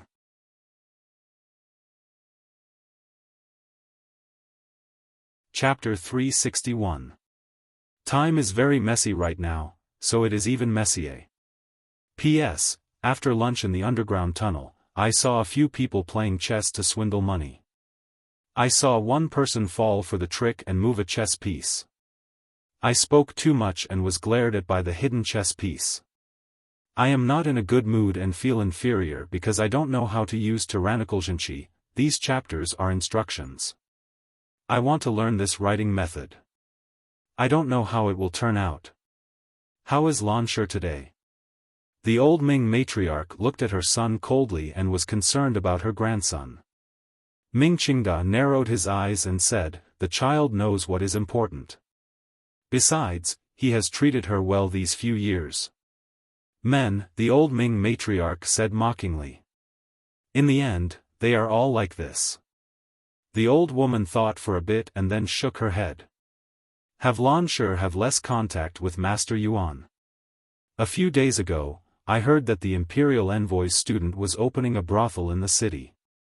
Lanshi sold the bamboo house and felt uncomfortable. He was planning with Master Yuan on how to break the imperial envoy's business. Since we have drawn up the rules, of course, we cannot do the opposite. She continued coldly, Master Yuan is the heir's woman. Have Lanshi drool less. Besides, it's not like you don't know that the Fan family hates Yuan Meng to the bone. If Fan Xian discovers that Yuan Meng is in Suzhou, he will probably kill her at the first opportunity. If Ming Shi interacts with her, it will be a bit more dangerous. Ming Qingda nodded his head in agreement and was about to leave the room when unexpectedly his old mother still kept him. After a moment of silence, she asked worriedly, our arrangements are, in the end, our arrangements. I feel that after Sir Fan Jr.'s iron hand rectified the palace treasury, he shouldn't be so quiet. Ming Qingda thought for a bit and then replied calmly, Mother, don't worry. After all, our family is a large family with a reputation under heaven. Without concrete evidence, even an imperial envoy would not dare to act recklessly. The old Ming matriarch's eyebrows were all white. Her wrinkled face was filled with worldliness and coldness. In a cold voice, she huffed, don't dare. He doesn't even want 400,000 liang of shining white snow silver. He must want even more. Other than the Ming family, who else in this world can give him so much silver? It was indeed so. To raise 400,000 liang of silver in such a short amount of time and deliver it to Fan Xian's hands, this kind of ability was enough to shock the world. Although Fan Xian, incredibly, did not accept it, this could be called the largest bribe in the world. It could already be recorded in the annals of history. Fan Xian didn't even want 400,000 liang of silver. Naturally, what he was after was even greater. I have thought about it. Ming Qingda said unhurriedly, the imperial envoy not taking money is not necessarily a bad thing. Last September, the Chui family sent 20,000 liang of silver to Yishir Tavern. Sir Fan Jr. kindly accepted it, but as soon as he turned around, the Chui family was wiped out. So, whether or not he accepted the silver does not mean this strange sir has any thoughts. Since ancient times, accepting silver to do things was a matter of course. Fan Xian accepting 20,000 liang of silver from the Chui family, not only did he not give them any benefits, but he also struck like lightning and toppled the Chui family. This action completely destroyed Fan Xian's reputation on the Jianghu for bribery. The Jiangnan merchants bore a deep grudge against this matter. The old Ming matriarch's cheeks were weak. When she smiled, they appeared particularly terrifying. She mockingly said, "The Chui family is also petty and can't even see things clearly. Their precious son offended Fan Xian in Shangjing in northern Qi and was punished to kneel in the middle of the night. They want to use 20,000 liang of silver to smooth things over?" Sir Fan Jr. did not accept this silver to do things for the Chui family. He only expressed that he no longer bore a grudge against the Shangjing matter. As for what happened afterward, who knows what happened? Speaking of this, the old woman furrowed her brows and asked, "How is Huir?" Ming Qingda replied, "Her mood is better." Under the eldest princess's secret arrangements, the Chui and Ming families were carrying out a marriage alliance. The Huir mentioned now was the wife of the third generation of the Ming family, Ming Launcher, Chui Zhihui. After the Chui family had been toppled by Fan Xian, although those prominent figures had survived under Yan Xiaoyi's protection, their families had been destroyed and their people scattered. Qian Guan had left in a romantic manner. The bride who married into the Ming family could not help but feel terrified and wash her face with tears every day. After talking about some family matters, the old Ming matriarch brought the topic back to the main topic. She narrowed her eyes and said, "The shopkeeper of Taiping Money House came to say earlier that the silver our family has deposited is pretty much all prepared this time. However, a few days ago, you came to tell me about Zhaoshang Money House. What is its background? How come I've never heard of it? I am a bit worried about Taiping Money House." Ming Qingda furrowed his brows and said. "The Shi Chanli you mentioned earlier, I heard he had withdrawn a few large sums of silver from the money house. If the court or the imperial envoy has done something, I'm afraid there will be some problems." He saw that his mother did not say anything and was deep in thought. He then continued, "Zhaoshang Money House is a new one. It only appeared in Dongyi last year. As you know, most of the money houses nowadays come from Dongyi. I've asked someone to investigate the shares and background behind them. There shouldn't be any problems. What I am thinking is that if the price of the palace treasury bidding is raised by the imperial envoy, there must be a guarantee of future cash flow. Other than Taiping Money House, there must be another way out." The old Ming matriarch opened her eyes and smiled coldly. "What kind of background makes you believe it so? Our family does palace treasury business, and the silver we need is like flowing water. How can a small money house be in such a rush? Fan Xian going to Jiangnan actually messed up your thoughts. You really don't have much of a future." Ming Qingda's heart was slightly angry, but he still maintained a smile on his face. He explained, "The main thing is that the background is reliable. Guess who is behind that Zhaoshang Money House? Don't try to be mysterious with me. The old Ming matriarch glared at her son with disgust. Ming Qingda coughed and said, I've investigated clearly. Most of the shares in Zhaoshang Money House belong to the Shen family. The northern Qi court chased after them very hard. Back then, the Shen family's money manager fled to Dongyi. Only then did he start this business. The Shen family? A glimmer of interest finally appeared in the old Ming matriarch's eyes. The provost of the Northern Qi Discipline Commission, Shen Zhong? That's right. The old Ming matriarch was silent for a moment and then smiled dryly. The Northern Qi court confiscated the Shen family. Young Lady Shen fled alone, and there has been a sum of wealth that has not been confiscated. Back then, Shen Zhong and the Cui family worked together to control the palace treasury smuggling to Northern Qi. Who knows how much silver was saved? If it was his family, then this money house does have some financial power. Most importantly, Zhaoshang Money House's true backer is a very powerful family in Dongyi. Ming Qingda struck while the iron was hot. Shen Zhong was killed by the Northern Qi emperor. Furthermore, it should have something to do with Sir Fan Jr., so Zhaoshang Money House would certainly not communicate with the court and Northern Qi. Other than the large amount of silver hidden in the Ming family's fields and manors, most of the silver used for business was stored in Taiping Money House. The seal to transfer money from Taiping Money House had always been in the hands of the old Ming matriarch. Ming Qingda had the title of master of the Ming family in name, but in reality, he was just a puppet. Today, he was trying his best to recommend Zhaoshang Money House to his mother. Who knew what he was thinking? He didn't know if the old Ming matriarch had sensed her son's thoughts, but her smile instantly disappeared. She coldly said, Did you not find out how much money Shi Chanli was able to move from Taiping Money House? Ming Qingda felt a thread of cold sweat trickle down his back. He forced himself to be calm and said, Taiping was forced by me.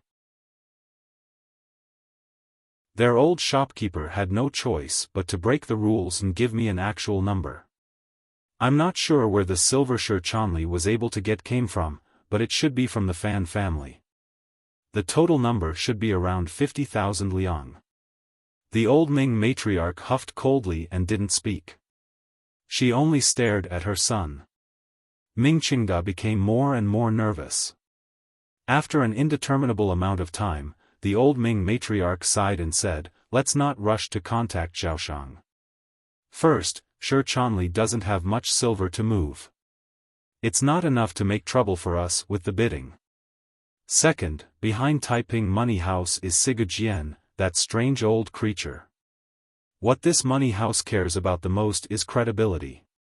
If you let them break the rules, that is because Siga Jian needs the Ming family to send goods to Dongyi. If you turn around and start flirting with Zhaoshang Money House, how could they feel comfortable? Third, even if Zhaoshang Money House has the Shen family's money behind it, it actually doesn't amount to much. Even if there are the large clans in Dongyi you spoke of. Dongyi is also very chaotic. The so-called large clans are probably a thorn in Siga Jian's side.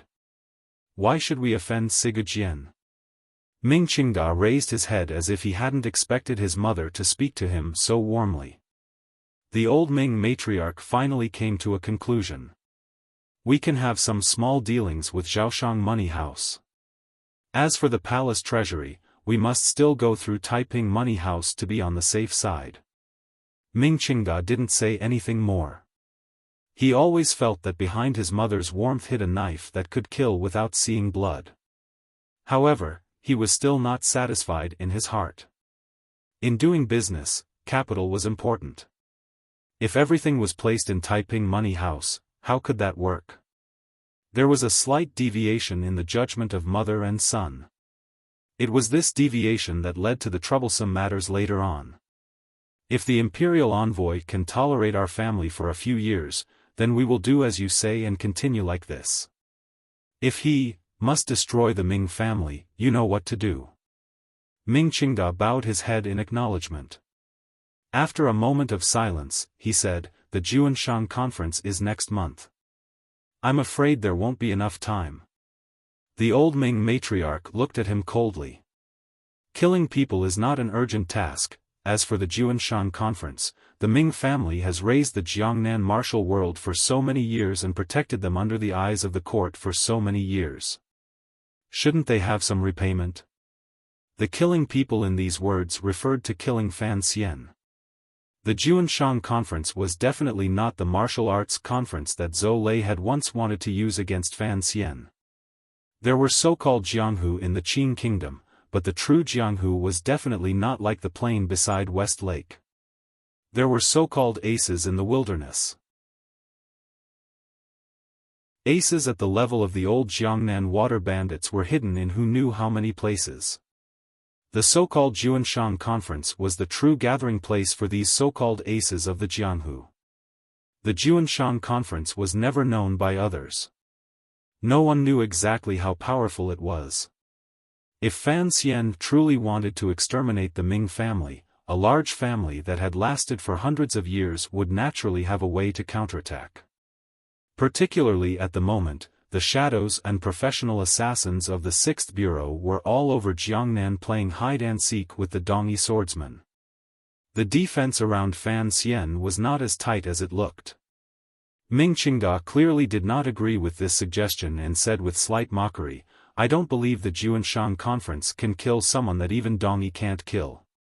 Other than that, mother, don't forget that the imperial envoy himself is a top ace. He also has the Tiger Guard sent by the emperor at his side. Most importantly, that northern Qi saint girl Haitang should also be by his side." The old Ming matriarch looked at her son with pity. Killing is putting one's life on the line. It is not a game that cares about success.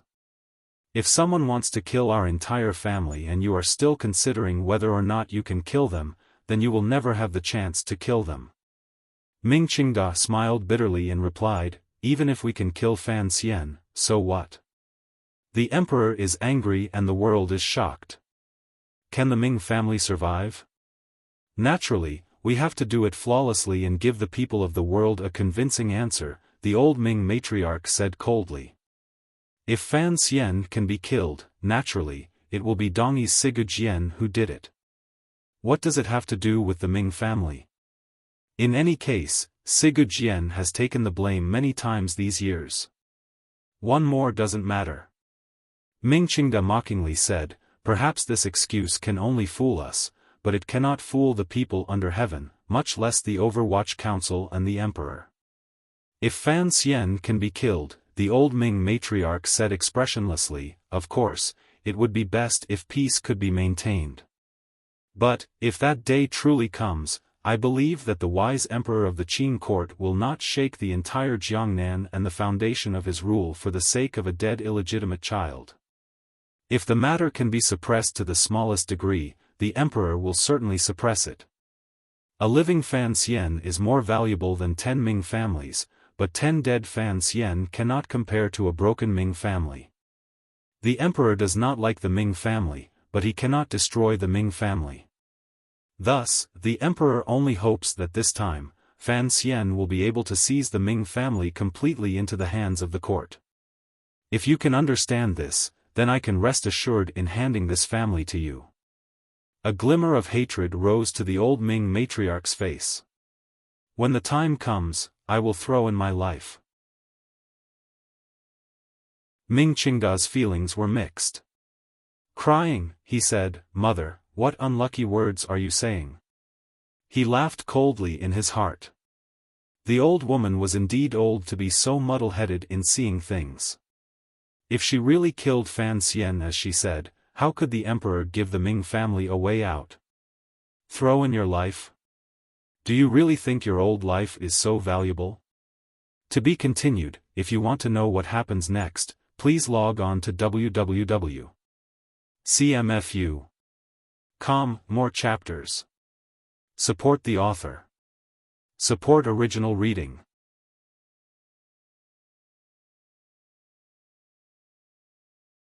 Chapter 362. Shi Chanli walked out of the bamboo garden restaurant and made a shushing sound. He wiped the beads of sweat from his forehead. The building behind him was currently being renovated. However, there was still some time before it opened for business. The business of Baoyue brothel expanding into Jiangnan had started off smoothly.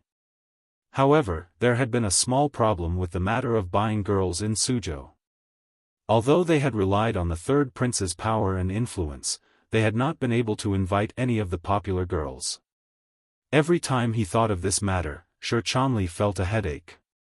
Jiangnan girls were famous for their beauty. Why couldn't they find some decent girls? Had they all been hidden away by someone? Originally, there had been other ways. He had also gone to the broker's shop to look. However, the girls the brokers enthusiastically recommended were all pitiful girls who had escaped from Jiangbei. Although it was their parents who were selling them, they had not been able to extract their money. Shi Chanli could not bring himself to do it. He was also afraid that Fan Xian would be angry. Speaking of his teacher, Shi Chanli's head swelled even more. He really didn't know what that young master was thinking. After returning from the palace treasury the day before yesterday, he had dove head first into the Hua garden that the salt merchant had given him. He had shut himself inside all day and did not even seem to have made any preparations for the palace treasury's opening bid that was about to arrive. Shi Chanli was wearing a cotton robe. Although he now had the identity of a merchant, he still could not shake off the scholarly mannerisms that his decades of bitter study had nurtured. His hand stroked the smooth walls of the carriage, but he did not get in. The guard beside the carriage looked at him curiously. Countless people passed by beside the carriage. On the busy streets of Suzhou, Shi Chanli's mind suddenly wandered. He looked at the peaceful and happy Jiangnan commoners and furrowed his brows slightly.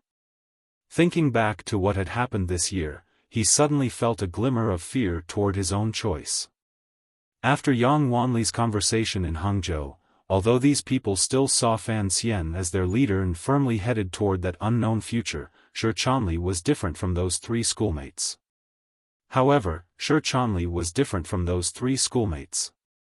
He had already lost the thought of an official career and began to help Fan Xian take care of some secret matters. He also knew some secret information, so he increasingly felt that Fan Xian was difficult to grasp. They wanted to help the world and provide for the people, but what exactly did their teacher think? He understood that the expansion of Baoyue brothel was, on one hand, to make it convenient for Fan Xian outside of the Overwatch Council to have a second source of information. But, more importantly, it was to make it convenient for Fan Xian to launder money in the future. Perhaps what his teacher had done was for a good purpose, but in the process of reaching this goal, perhaps many sacrifices had to be made. For example, the lives of innocent people, the righteousness that scholars always believed in, and the conscience that everyone seemed to have. At this point, Shi Chanli knew that Fan Xian was already a powerful official and not the righteous official he had hoped for. He also understood that if he wanted to be a righteous official who could leave his name in the annals of history, seizing power was also a necessary part. In this process, the word righteous would appear too stupid. This was a philosophical dilemma. Shi Chanli sank into it, but he could not find an answer. He could only silently get into the carriage and bet on his trust in his teacher. The carriage was headed toward Taiping Money House. Recently, Shi Chanli had been moving silver everywhere there. That 50,000 liang of silver truly terrified him. Sir Fan Jr.'s silver was a bit too much. He could only hope that after he obtained enough power and money, he would still remember what he had thought in the beginning and do something for the world.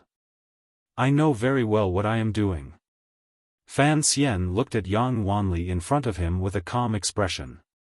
After returning to Suzhou from the palace treasury, he had sent Yang Wanli over. Although logically speaking, Yang Wanli could not leave his post without permission and Fan Xian had given random orders, he had the identity of an imperial envoy. Presumably, the officials in Fuchun County, as well as the people in Shangzhou, would not dare to criticize Yang Wanli too much. Yang Wanli sighed and said, Teacher, I am just worried that the officialdom is dangerous and can tempt one to desire luxury and power. Although he did not finish, the meaning was already clear. Of Fan Xian's 4 disciples, Fan Xian liked Yang Wanli the most because he spoke directly and always remembered the hardships of his childhood. He was upright and plain-spoken. He did not care about anything, and he was incorruptible and self-restrained. Although Fan Xian was not an upright official, this did not stop him from admiring upright officials. Although Shi Chanli's heart was clear, he was only willing to keep the matter in his heart. As for the other 2, Cheng Jialan was overly mediocre and sought stability. Only Hou Jichang, a scholar who had once been as famous as He Zhongwei in Jingdou, had a sharp mind and was truly a good choice to handle matters. It was a pity that he was far away in another province and Fan Xian could not use him for a while. He waved his hand to stop Yang Wanli from worrying too much.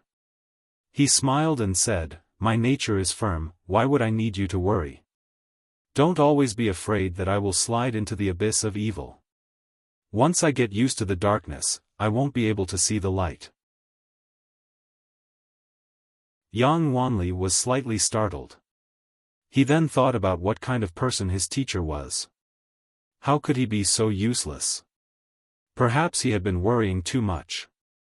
Money is only a tool, Fan Xian said.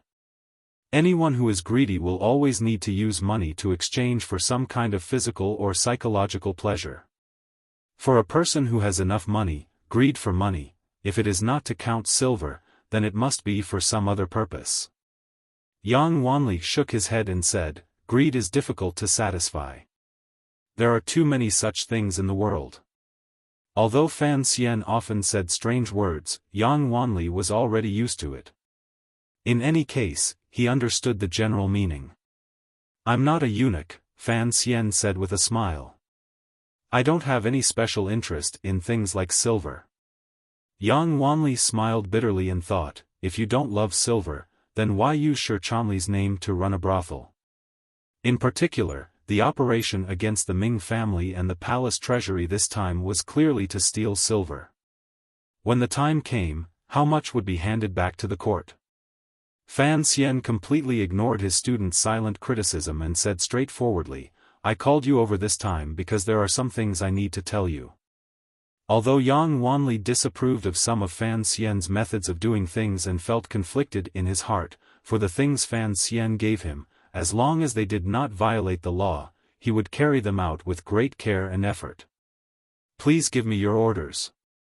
He looked at Fan Xian's serious expression and thought it was a matter of government, so he changed the way he addressed him and replied very seriously. Fan Xian glanced at him and said carefully, "There will be an appointment coming from the capital immediately. You will be transferred to the Ministry of Works. I'm letting you know in advance so you won't be confused." Hearing these words, Yang Wanli was startled and truly confused. He was doing well in Fuchun County. According to tradition, he would be able to enter the province next year. Not only did his career look good, it was also the right path. Although he was a loyal person, it was not that he did not understand the entanglements in the officialdom. Of course, he knew why his teacher had sent the 3 of them to the provinces after the spring examinations and not find a way to stay in the various ministries in Jingdou. Because the Fan family's power in Jingdou was already strong enough, they needed some help in the provinces. This was the reason Yang Wanli had been sent to Fuchun County. Hearing that he was going to be transferred to the Ministry of Works, Yang Wanli was a bit confused. Given his rank, he could still help his teacher do some things outside the capital. After returning to the capital, his official position would be so low that he couldn't even speak. He didn't know what deep meaning his teacher had in this arrangement. Seeing his confusion, Fan Xian explained in a quiet voice, "Entering the Ministry of Works from a local place, according to tradition, you will move up half a rank. Don't think this is something I did again. As for why I'm letting you enter the Ministry of Works, you don't need to guess too much." Yang Wanli nodded with confusion. "There are 4 departments in the Ministry of Works," Fan Xian stared into his eyes and said. During the new policies in the first year of the Qing calendar, the Ministry of Water was changed to the Ministry of Clear Water. This time, you will be entering the Ministry of Clear Water. Yang Wanli opened his mouth slightly, thinking that he could guess what his teacher was preparing to do. His tender face flushed red as he said, "Darren, although the repair of the river works costs a lot of silver, this silver cannot be touched." Fan Xian paused and immediately scolded laughingly, "What kind of pig brain do you have? Did the scolding in Hangzhou not wake you up?" Only now did Yang Wanli come to his senses. He thought that even if his teacher wanted to be greedy, he would not care about the Jiangnan Ming family and palace treasury. How could he extend his hand to the river works? He must have thought wrong. He sighed repeatedly with great shame. Fan Xian glared at him in annoyance and sighed. "You need to change your rash personality. It's fine in front of me, but after you enter the Ministry of Works, you will still be like this in front of those incomparably crafty officials. How can I be at ease letting you go?" Yang Wanli gritted his teeth and said, "I will listen to teacher. In the future, I will be more steady." "Teacher, please explain." Fan Xian was silent for a moment. He slowly raised his head and stared into Yang Wanli's eyes. He stared until Yang Wanli's heart was a little scared. Only then did he calmly say, "The Ministry of Clear Water is responsible for examining and distributing the silver that the court allocates to control the rivers along the river. The amount is very large, particularly after the river burst its banks last year and countless people died. This year, as long as the situation of the court's national treasury improves slightly, the emperor will certainly allocate enough real silver. I want you to go to the Ministry of Clear Water because I want you to look after this silver." Yang Wanli froze in his chair and didn't come back to his senses for a long time. River works? The banks? Flood? A flood of silver? Everyone knew that river transport was the most expensive business in a country's economy and people's lives. Particularly over the past dozen years, the Qing kingdom had repaired the river every year and breached the dikes every year. Silver poured in like a flood, but not a single sound was heard. On one hand, the heavens did not give them face. On the other hand, it was a man-made disaster. From the Ministry of Works in Jingdo to the officials of the river transport governor's manor and below, no one knew how much they had benefited from this enormous amount of silver. The disaster of corruption was greater than a flood. Of course, the emperor also knew of this matter. 4 years ago, the river burst its banks. After the Overwatch Council investigated in detail, the current court killed the river transport governor at that time. It was said that the river transport governor's family had accumulated wealth for the country and had the Empress Dowager as his backer. However, despite the Qing emperor's ruthlessness, he still could not stop the corruption of the river works. The position of the river transport governor had been empty for 4 years. No one had taken it. In addition, in recent years, the income of the palace treasury had been declining year by year. Fighting on 2 fronts, the national treasury was empty, and the irrigation facilities on both sides of the river had not been repaired for a long time. This caused the terrifying consequences of the river bursting last year. Something that even the emperor could not completely resolve, for him to do? Yang Wanli had no choice but to be stupid. He knew his own limitations. Perhaps he had the ability to govern a county or a province, but governing a river involved the lives and deaths of tens of thousands of people. He did not dare to say such big words. Thus, he fearfully bowed in front of Fan Xian and repeatedly asked to be excused. Fan Xian looked at him and shook his head. "What are you panicking about? I'm just asking you to look at the silver, not asking you to fill the river with earth. In order to protect the safety of the river, what is there to fear even if Wanli has to fill the river with earth?" Yang Wanli smiled bitterly and replied, "However, since you are thinking about the river works, you know this matter has great implications. If there is the slightest mistake, it will be a tragic matter of drowning tens of thousands of people. I truly do not dare to accept. Fan Xian smiled coldly and said, "Don't you want to be an upright official whose name will go down in history? I am asking you to go to the darkest nest of corrupt officials in the Qing court, yet you don't dare to go?" Yang Wanli's face reddened and he slowly lowered his head. Fan Xian didn't say anything more. He only looked at him coldly. After a long time, Yang Wanli finally raised his head bravely. Gritting his teeth, he said, "As you wish, sir." He thought to himself that even if he was killed in the river transport yamen, he would at least be able to put in some effort. Just as his teacher had said, since he was working for the benefit of the world, why should he cherish his body? A glimmer of admiration flashed through Fan Xian's eyes. Evenly, he said, to be willing to be cut and dare to, pull the governor down from his horse. Yang Wanli paused and thought these words were a bit strange. Fan Xian hid his smile and said, "Furthermore, the position of the river transport governor has always been empty.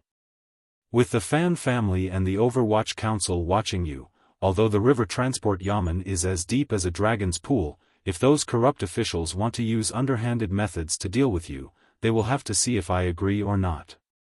Yang Wanli thought about it. Right, he had such a powerful backer as his teacher.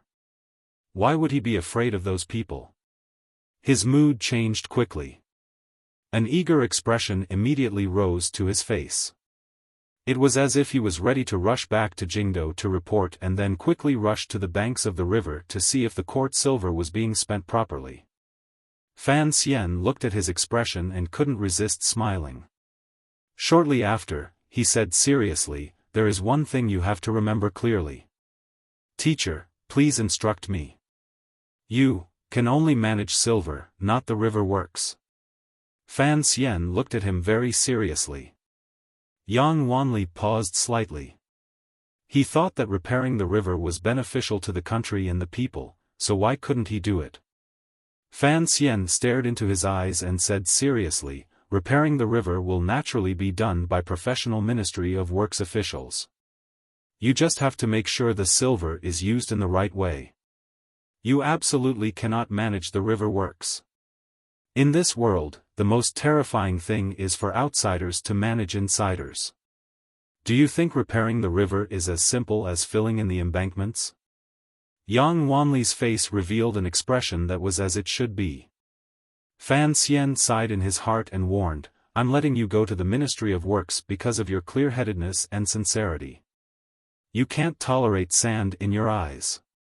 I'm not relying on your half-baked river management skills." He saw that although Yang Wanli had agreed, he still didn't seem to be listening. In a cold voice, he smiled coldly and said, "Don't think I'm joking. Yang Wanli, listen carefully." Yang Wanli unconsciously straightened his body. Fan Xian stared at him and said each word clearly, "If I find out that you dare to criticize the specific matters of repairing the river works and dare to use my reputation to give random ideas, I will immediately send people to chop you into 36 pieces." Yang Wanli was forced by Fan Xian's cold gaze. His body trembled. He knew that his teacher was giving instructions very seriously. He quickly corrected his attitude and agreed sincerely. The two of them then explained the specific details of his appointment, as well as the things he could trust in the river transport governor's yamen. Only now did Fan Xian truly believe that Yang Wanli was not as stupid as his impression of him in the past. Regarding the matters he had given him, he should be able to smoothly resolve them. Thus, he began to talk about the main point of their conversation. "I'm letting you go to the Ministry of Clear Water. I don't actually expect you to be able to get rid of the corruption that has existed for a long time in the river works," Fan Xian said thoughtfully. "The Overwatch Council also has a number of spies there, but there are too many officials. Their connections to the court are too deep. Pulling one hair will affect the whole body. It is not easy to deal with." Although Yang Wanli was surprised, he had finally learned to be smart. He didn't ask questions and instead listened quietly. Thus, the silver the court pulls out into the river, in the end, it will never be enough, Fan Xian said mockingly.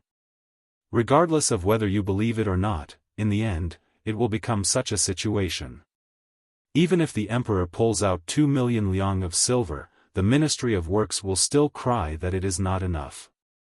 Originally, if we had planned slowly, it was not completely impossible to turn this situation around, Fan Xian said with narrowed eyes. However, there is not enough time. Last year, the river burst its banks and washed away a number of dams, making the long-neglected dikes and water conservancy facilities on both sides increasingly unbearable. When the water dried up last winter, it was a good time to repair the river. However, at that time, there was not much silver in the national treasury. What do we do this year? If there is no flood this year, then it is the Qin court's good luck, Fan Xian said with narrowed eyes. If there is another flood, then we won't be able to hold out. Furthermore, we still have to rely on those officials for the river works, so it is not suitable for the Overwatch Council to make any big moves. Only now did Yang Wanli faintly realize that his teacher's body was in Suzhou, but his heart was above the people of the world. His heart warmed slightly. Probingly, he said, there is not enough silver in the national treasury. Furthermore, it is already spring. Even if we can survive the spring floods, we will still need silver later. This is the true reason I have you go to the Ministry of Works, Fan Xian said calmly. I will raise a large amount of silver. Most of it will go through the Ministry of Revenue into the National Treasury and then to the River Transport Yamen. However, as I said earlier, there will be harsh deductions along the way, so I don't know how much will be left. Most importantly, I'm afraid there won't be enough time, so I will directly move the other portion of silver to the River Transport Yamen for you to take over. Yang Wanli paled in shock. The large amount of silver Fan Xian spoke of was certainly a terrifying amount. Presumably, it had been taken from the palace treasury. However, this amount of silver, logically speaking, should belong to the palace treasury and then, according to the emperor's edict, move it to the national treasury. For Fan Xian to directly move the silver, at the very least, this was using the national treasury for personal gain. At the very most, it was no different from rebellion. Time is too tight, Fan Xian said helplessly. Fan Xian helplessly said, in the past, the movement of silver took more than half a year. At that time, damn it, the river would have burst its banks long ago. Bureaucracy kills people. At this time, Yang Wanli knew that Fan Xian's risky and unprofitable method was certainly not for his own benefit. Rather, it was because he wanted the matter of the river repair to quickly step onto the right path. Although he was moved in his heart, he was more worried about his teacher. He anxiously urged, "Sir, you have to be careful in this matter. If someone finds out, what will we do?" Fan Xian smiled and said, "What are you afraid of? Could the emperor bear to kill me?" Yang Wanli thought about it. It was indeed the case. Although it was impossible to explain the source of this silver, as long as it was used on the river works and not used to privately raise death soldiers, how could the emperor make life difficult for his own son? The source of the silver, he asked carefully. In reality, he knew that the source of the silver could not see the light of day. However, if he didn't ask clearly, he would always feel uneasy. Swindling, cheating, stealing, I like to eat rich people, Fan Xian said with a smile. The palace treasury is about to start the bidding. You don't have to worry about the silver. The important thing is to use this silver well. The fourth bureau of the Overwatch Council will help you handle the specific matters. There will also be people in the Ministry of Works who will help you cover it up. You don't have to worry too much. Yang Wanli understood as soon as he heard this. For such a large sum of money to be poured into the river works through unconventional channels, of course, the upper echelons of the court had to turn a blind eye to it. Perhaps the mastermind was his teacher's father, the Minister of Revenue, who had always seemed somewhat quiet. My silver will increase, Fan Xian sighed. Fan Xian sighed and said, there will be more and more every year, so what I am worried about now is not how to earn money, but how to spend it, and how to spend it happily. These words were a bit arrogant. However, he had yet to swindle the Ming family's silver into his hands, yet he was already thinking about how to spend it. This matter was inevitably a bit absurd. The position of River Transport Governor has been vacant for 4 years. Fan Xian smiled slightly at his most stubborn student. I hope that in the near future, you will be the Qing Kingdom's River Transport Governor. Furthermore, you will be the first non-greedy river transport governor in history. Yang Wanli stood proudly. A red sun rose in his chest and lofty sentiments rose. The reason he had to move Suzhou's silver into the river works was to make the most of the time. Before the autumn floods, he had to make the minimum repairs to the riverbanks riddled with holes. Naturally, Yang Wanli did not want to stay any longer. He hurriedly took his leave. He had to return to Fujian County to give his report. He also had to report to the capital and return to the river transport yamen. These tens of thousands of li were indeed tens of thousands of li. Fan Xian sat comfortably in the chair and waited for the person who was about to arrive. He didn't have to wait long before Haitang pushed open the door and walked in. She looked at Fan Xian like she was looking at a god. A moment later, she quietly said, the question is, where did you get so much silver? Tomorrow, the palace treasury will open the bids, Fan Xian said with a smile. Fan Xian smiled and said, if Xia Qifei is not an idiot, he will certainly be able to raise the price to a suitable level. 40% of the deposit is not a small sum. Since the Ming family has so honestly handed over the silver to the transport company with both hands, I have to spend it to be worthy of the Ming family.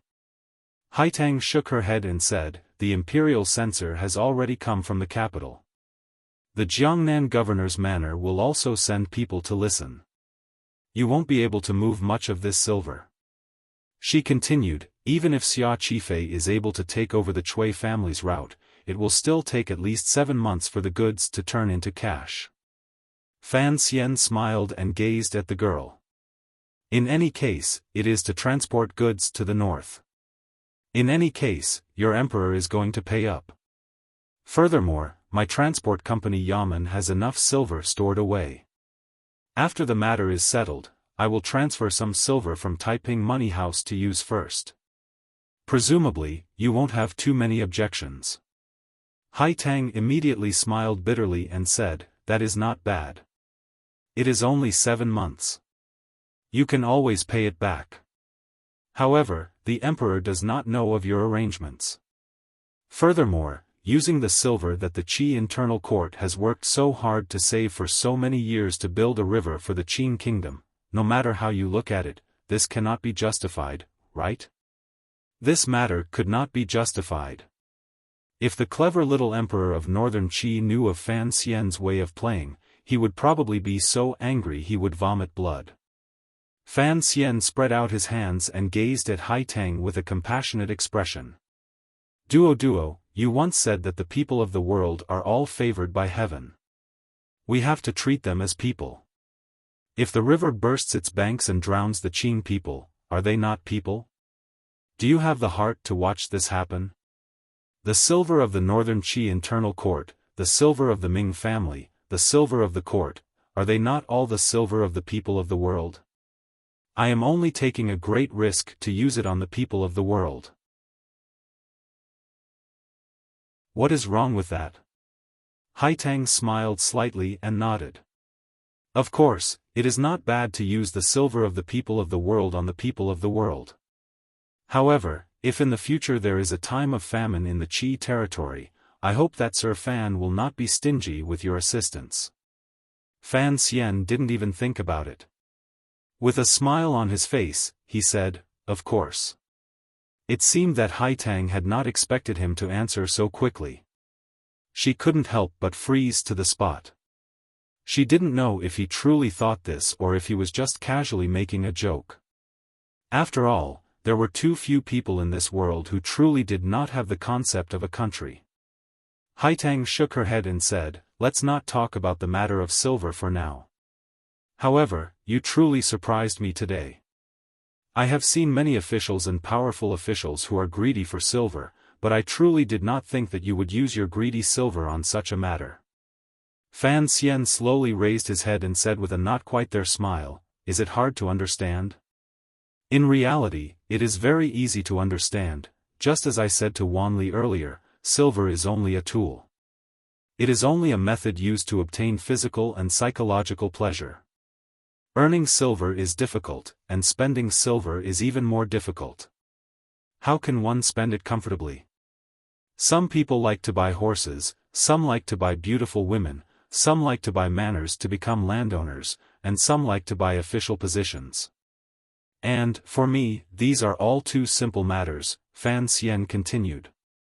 Since I am going to spend silver to buy pleasure, then I have to spend the largest amount of silver to buy the greatest pleasure in the world. Pleasure alone, pleasure for all, which is pleasure. Fan Xian began to use Old Master Meng to educate Haitang. Haitang smiled slightly and sat down. So, when all is said and done, you just want to make yourself happier. Just like you mentioned in your letters before, you hope that this world can be more beautiful. If you live in it, you will also be more at ease. Correct, Fan Xian said with a smile. Fan Xian smiled and said, "Even if you live in luxury and gather power in one body, once the country falls and people die, how can you enjoy it? Even if you sing loudly, have beauty to accompany you, and travel the world without a trace of cloud, your body is surrounded by hungry corpses and black crows pecking at you. How can you be happy?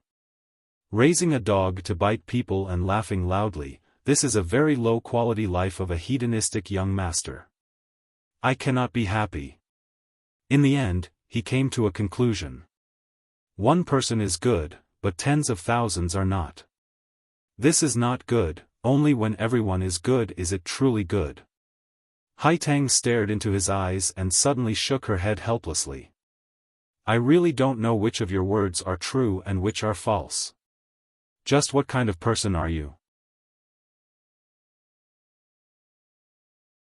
Fan Xian thought for a bit and then said sincerely, "Why has no one ever believed me? Actually, I am a good person." Haitang lowered her head and hid her lake-like clear eyes. In a quiet voice, she said, "Good person, tomorrow, the palace treasury opens the bidding. Do you plan to continue being a good person?" Fan Xian's expression calmed. "Sometimes, not only am I not a good person, I am also an evil person, a butcher. However, these two do not conflict." Haitang did not continue this topic.